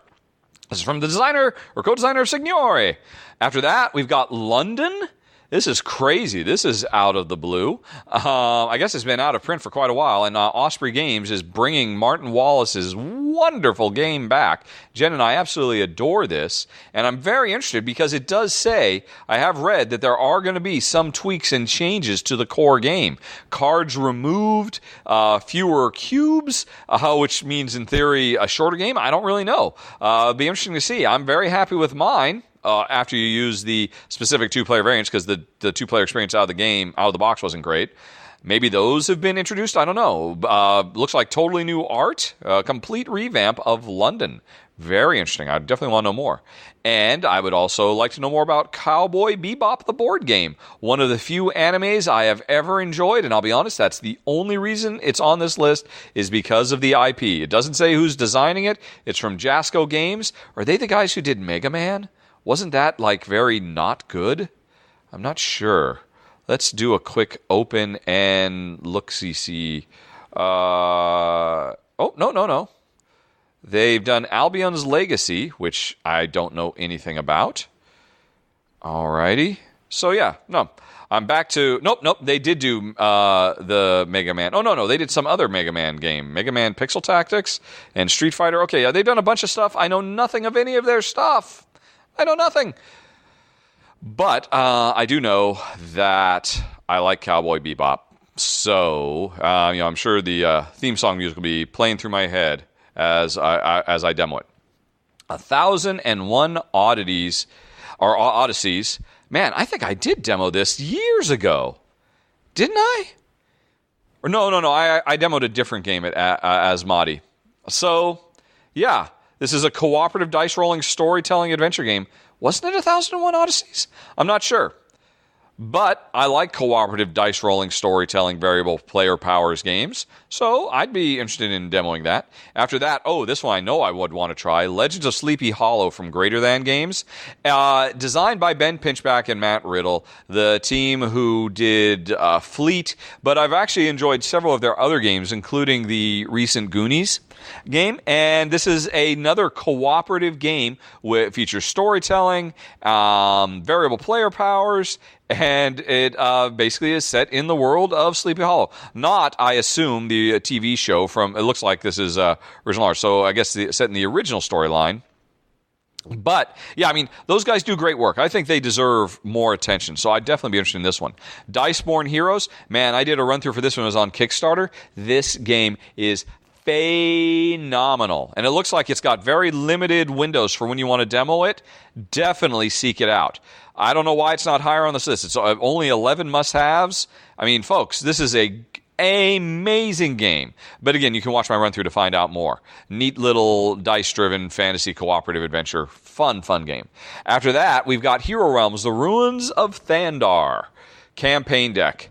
The only reason I have Hero Realms, because it is definitely not a game Jen and I would enjoy in its base state, is because of the potential of this campaign-driven gameplay, cooperative gameplay that this new expansion adds. Apparently, you'll be able to pre-order it there after you demo it to prove if you like it or not. This would definitely be something I'd want to be demoing so that I would know whether I should keep Hero Quest or Hero Realms. Let's see. Ancestry. I would have thought for sure this would have been for sale, but apparently not. It's from Eric Lang, and it is a card drafting game where players are drafting to get the best cards to build up a big family tree. I like that idea. I'm always looking for an Eric Lang game that Jen and I would enjoy. This seems like our best chance to date. Ancestry. And then after that, we got Firefly Adventures, Brigands and Browncoats. So I understand the publisher Gale Force 9. I have not played any of their games, but apparently they put out phenomenal games that aren't just quick cash grab tie-ins to geek popular TV shows or movies or whatever, that they really do a great job of bringing the original franchise to life. I mean, I know that was true for Spartacus, and apparently people really love Firefly. And so now they're doing the space pick up and deliver game. So they're doing another one, Brigands and Browncoats. So I'm interested because, hey, it's cooperative. All their other games have definitely not been the type of game Jen and I would enjoy. But yay, a co-op game. And I love Firefly. You can't take the sky from me. And my only concern is it's a tactical skirmish game. So, I don't know. Does it say dice rolling? It doesn't say dice rolling. If it's skirmishing without roll to resolve, like, say, a certain Gloomhaven, maybe it'll be interesting after all. We'll see. Worth demoing. And then, right after that on the player must-have list is, again, Gale Force 9, Doctor Who, Time of the Daleks. Hooray. Actually, no, this is interesting. This is a semi-cooperative game. There is one winner, although everybody can lose if people don't work together to keep the Daleks at bay. And so I'm interested in this one. I mean, I like Doctor Who. I don't love it, but I enjoy it. And I'm trying to catch up on the current season. And it's great that there's going to be a female doctor. That's all incredibly awesome. So anyway, but all right. So the game, it's interesting. Gale Force 9 just contacted me just the other day out of the blue and said, "Hi, we've never contacted you before. Would you be interested in covering Doctor Who: Time of the Daleks?" They sent me a copy of the rules. I read the rules and I said, this looks pretty interesting. It's basically... it's super Doctor Who fan service, like crazy. Just tons and tons of cards, of characters and locations and items. If I recall correctly, the base game only comes with 4 Doctors. I think it's David Tennant, Matt Smith, and the very first Doctor, whose name I don't remember, the actor, and the fourth one, the one that everybody loves with the floppy hat and the scarf. Sorry, Baker. Is it Kyle Baker? Ken Baker? The Baker Doctor. I believe it's just those 4, and they plan on expanding and adding more Doctors and all the stuff from the different seasons of the different Doctors. There's a lot of replayability. The core gameplay is you have a whole bunch of characters. You get more and more characters, and the characters say which type of dice you can roll, and there's all kinds of problems taken from the shows and episodes that you have to deal with, and you have to roll to succeed. Different types of dice are strong in different type of results, so wow, for this one I need a lot of green dice. I only have a couple green dice and some red dice. So my red dice might get the job done, but I'm not sure. But you know what? I'll go ahead and try it anyway, and I will ask my opponents, who are other Doctors, to come and help. Because, sometimes the Doctors have crossovers. So you can have a crossover adventure where somebody can help you, and then, because they'll have the colors you really need, and then if you succeed together, you will share in the rewards. So I like that. So it could be really interesting. I'm not crazy about the roll and resolve, but I am interested in the semi-cooperative nature of it. Moving on. More licensed tie-in stuff. Walking Dead, No Sanctuary. Jen and I loved this. Loved this when I did a run-through for it when it was on Kickstarter last year. I've heard that they don't do good demos of it, because I've heard people walk away from the demos kind of being disappointed, and they didn't really see all the cool features of the game. So hopefully the Cryptozoic will have trained their demo givers how to better teach the game, because it's phenomenal. Watch my run-through to see why. Speaking of, next up is Victoriana. I've done a run-through for that. A neat little cooperative running around Victorian England, stopping super plots, taking on the role of Sherlock Holmes and Mina Harker and the Invisible Man and Aleister Crowley, if I recall correctly. I think that's right. It was a neat, fun little demo, or a neat co-op game. Definitely worth demoing, I think. It was maybe a bit on the long side, if I recall correctly. I don't know if they would have addressed that or not, but yeah, we definitely enjoyed our time with it. After that, Riverboat, a new game. Let's see, I think this is from Kiesling, isn't it? It's not Kramer. Yeah, it's just Michael Kiesling, and nothing is known about this game other than Mayfair is publishing it, and Michael Kiesling is the designer, and Clemens Franz is the artist. That in and of itself is enough for me to almost buy it sight unseen. But, in the meantime, I'd certainly like to play a demo of it. Then, we've got Catacombs Conquest, which I think is an expansion to the base game, so adds new stuff. And, and I loved Catacombs, so more Catacombs is good. Share Dream. I know nothing about this. This is a cooperative game set in the modern day where players... I guess what happens in their dreams becomes real in the real world, and they've got to deal with that.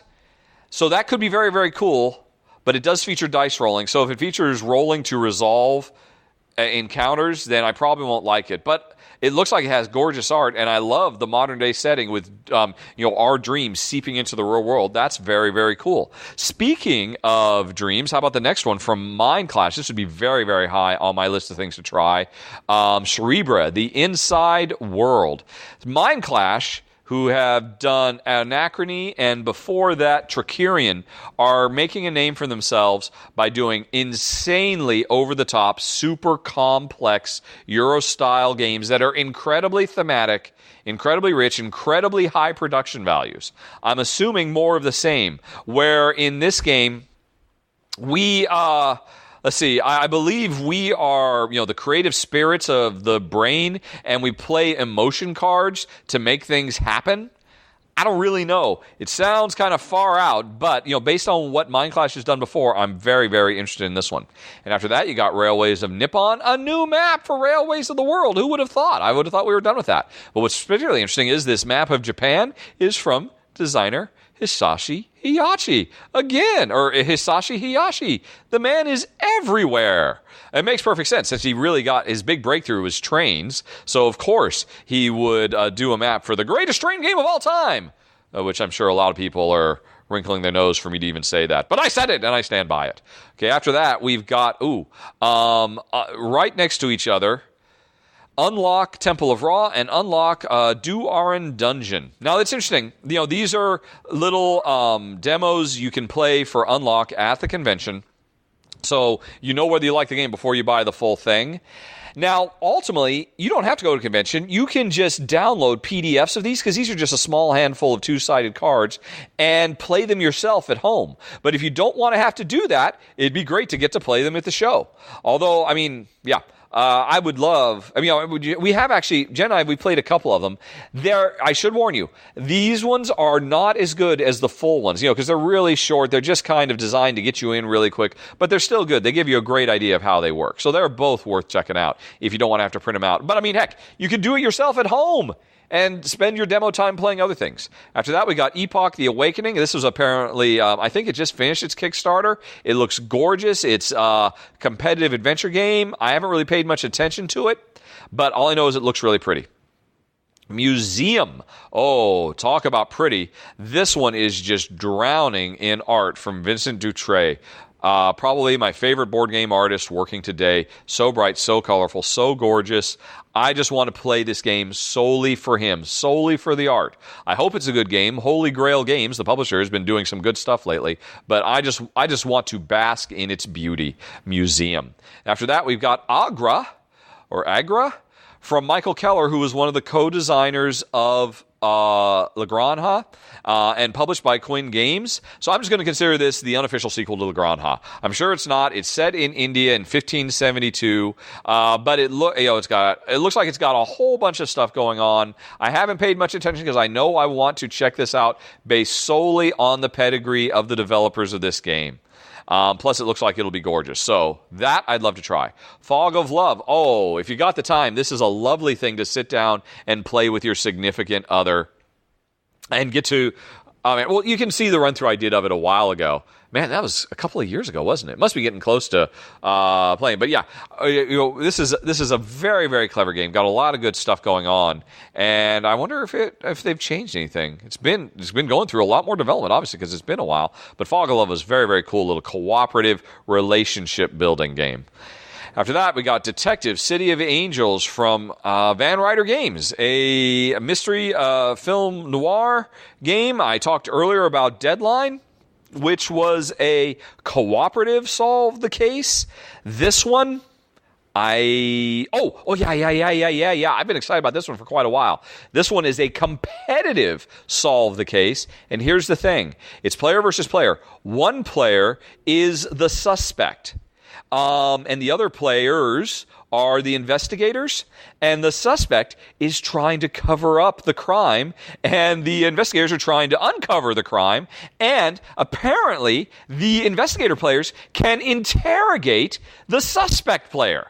And the suspect player has to, lie. Oh man, I'm very, very stoked for this. Sorry, I think I was getting a little carried away. I'm really, really interested in this one. I really want to sit down and interrogate Jen, or try to evade her while she's interrogating me. This sounds so cool.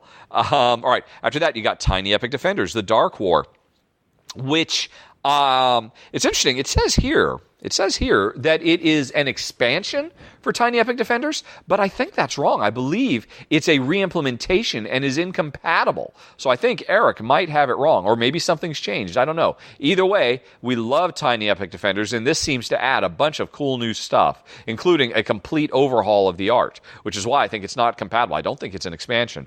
But either way, hey, it's a good time to check it out. It's a fun little co-op.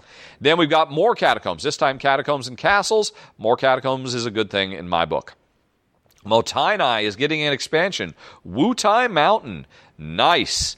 That game could definitely use some expansion content to try to get it to get it a bigger play space so that it could rival what it ultimately needs to do, which is it's going to be the closest I think we ever get to replacing Glory to Rome. It needs more stuff so that it can compete with Glory to Rome's awesomeness. So I would love to see how well it fleshes out the base game.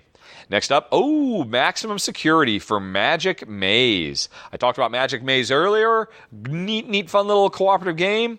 It's interesting. Oh, so what gets added? Ventilation shaft, wall breaches, telekinesis spells, guards, beholders, locked escape, all kinds of stuff. That's really interesting. It's interesting. I don't know. The reason we stopped playing is because just the base game was a bit too much for us. This is adding a whole bunch of extra stuff on top of that. But I guess, I could definitely see how Magic Maze is a game that if you play a lot, you'll get to the point where it doesn't provide a challenge. So it's probably good they're adding more stuff. Ooh, yeah, baby. This might be my number one must demo. Because we're getting close to the top of the list. Was it Edge of Darkness from AEG? This is going to be the third game from designer John D. Clare using the card crafting system that was pioneered in Mystic Vale. I talked about this earlier with the Custom Heroes game, the second one, but Edge of Darkness sounds awesome. It's a deck builder like Mystic Vale was, crafting cards, a much bigger, deeper, richer experience. And the interesting thing is it's a deck builder. Everybody has access to the one deck that everybody is building. That is very intriguing to me. You've seen this in other games before, and it's worked really well. Adding that to the card crafting game where, hey, I crafted that card, and now you got it. What gives? Should be very, very cool. Edge of Darkness. This would definitely be one I would want to play. Another one I would hugely want to play. Yeah, it makes sense since we're getting up to the ones that more and more people want to play. Big Trouble in Little China, the game. I like the movie. I'm not a diehard fan, but I definitely enjoyed the movie. And its sense of humor, its wacky quirkiness, and all of that. And I love the thing that I know about this that I really like is the board is two-sided. You start out above the streets of Little China, doing jobs and solving problems and stuff like that. And then eventually, at some point, you get powered up enough that you clear off the board and flip it so that you go underground, which of course is exactly how the movie worked. It's a dumb little thing, but I think that's actually really, really cool. I really like the idea of that. So it'll be interesting to see how well, if it captures the fun and whimsy of the original movie. Oh, Codenames Marvel and Codenames Disney, right next to each other. Now, this is interesting. Marvel has must-have 62, but interested 266. Disney has must-have 75, interested 236. So I guess more people are wait and see on superheroes than they are on classic Disney animated films. Either way, I don't know. Codenames Pictures was good. So it'd be interesting to see. These are obviously pictures of very specific things. I'm interested. I definitely want to check it out. Some one-deck dungeon stuff. People love that one-deck dungeon. Networks, the executives. I loved Networks. You can see the run-through I did for that. And then more Networks, more good stuff, more executives. Yay. Ooh. Yeah, okay. I think... Yeah, this would be my number one. I just scrolled ahead to double check. This is, it's very, very high. We're near the end of the list, so a lot of people want to see this. If there was only one game I was going to demo, I think it would be this one, The Hunt for the Ring. This is an asymmetrical, one person is Gandalf sneaking around, the other person is the Nazgul trying to find him. Scotland Yard kind of thing, or Spectre Ops, Fury Dracula type hidden movement. But what's interesting to me is the player who's controlling Gandalf isn't in danger. It's Frodo who's in danger. And Frodo moves on his own. Gandalf doesn't stick with him. Just like the original source material, Gandalf is off doing other things, manipulating the big picture, while Frodo is on his own trying to find his way. So, as the Gandalf player, I don't have direct control. The Nazgul players are trying to find Frodo. I'm trying to protect Frodo. And that little hobbit, I'm assuming, won't always do the right thing. And sometimes will just walk right into a trap. That sounds so cool. I'm hoping this is finally the hidden movement game for me and Jen. Hunt for the Ring. But we're not done yet, folks. There's other stuff that the Geekosphere values even more. Next up, we've got Isle of Skye Journeyman. You know what? I'll be honest. I wouldn't even bother demoing this because whenever it becomes available, I'm just going to buy it sight unseen. I don't need to know because Isle of Skye itself was so amazing. More Isle of Skye has got to be a good thing. And then after that, because that was an expansion, you've got Dinosaur Island. This one's very interesting.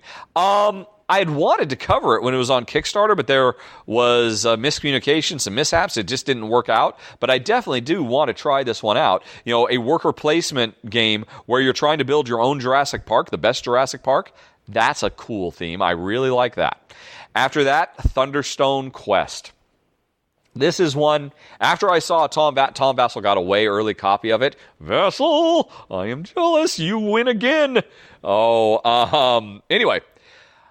It looked so amazing. I mean, we've always liked the original Thunderstone, but as soon as I saw his video of Thunderstone Quest, I got rid of all my original first edition Thunderstone to make room for Thunderstone Quest. So much cool stuff is added to this game. Amazing. I don't need to demo it. I just know I'm going to get it when it becomes available. And the same is true for the next one, Palaces of Mad King Ludwig. Castle Mad King Ludwig was an excellent game. The only thing that was kind of a problem is the AP-ness and of the I Split You Choose, or esque gameplay, and also from a two-player perspective, there were some issues with some of the with the way that the bonuses worked that I was a little bit unhappy about. All that kept it lower on my own personal rankings in Siberia, even though most people think I'm insane. But anyway, this new one I'm very excited about because everybody's building the same palace instead of building their own. That should be very, very interesting. And hopefully will help address the problems I had with its predecessor. After that, you've got Grim Forest. This is probably going to be one of the most gorgeous games in all of Gen Con. And here's an interesting trivia bit.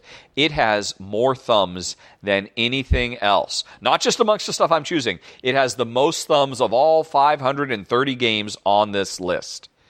And obviously, it's ranking very high on the must-have list as well. So, it's available to demo. You might want to check it out. This is one of those, everybody plays a card at the same time, we all reveal, and hopefully I'm the only one doing my thing and everybody else is doing other stuff, because the more people do the same thing, the less powerful it is. There's been a bunch of games like that. They work really well. But the production values of this game are amazeballs through the roof. Now, I did not cover this when it was on Kickstarter because, unfortunately, it featured a very healthy dollop of take that screwage and stealing from each other. It's just like, okay, I don't want any of that. And it pretty much killed the game on the spot for me. But I've heard since then that enough people complained about that the design has been retooled to make it optionally. You can still have all the take that screwage, but you can take that out and have a more live and let live version of the game. So suddenly, I'm interested again in the Grim Forest. Oh, I've already played it, but if I hadn't, you better believe I would definitely try and demo Founders of Gloomhaven. Gloomhaven is probably my second or third favorite game of all time, depending on what day of the week it is. Absolutely love it. And you know what? Here's the thing. You got to understand about Founders of Gloomhaven. Just because you love Gloomhaven doesn't mean you'll like Founders. You might hate Founders because it's such a radically different game. Don't get me wrong. It's a brilliant game, but it's so radically different.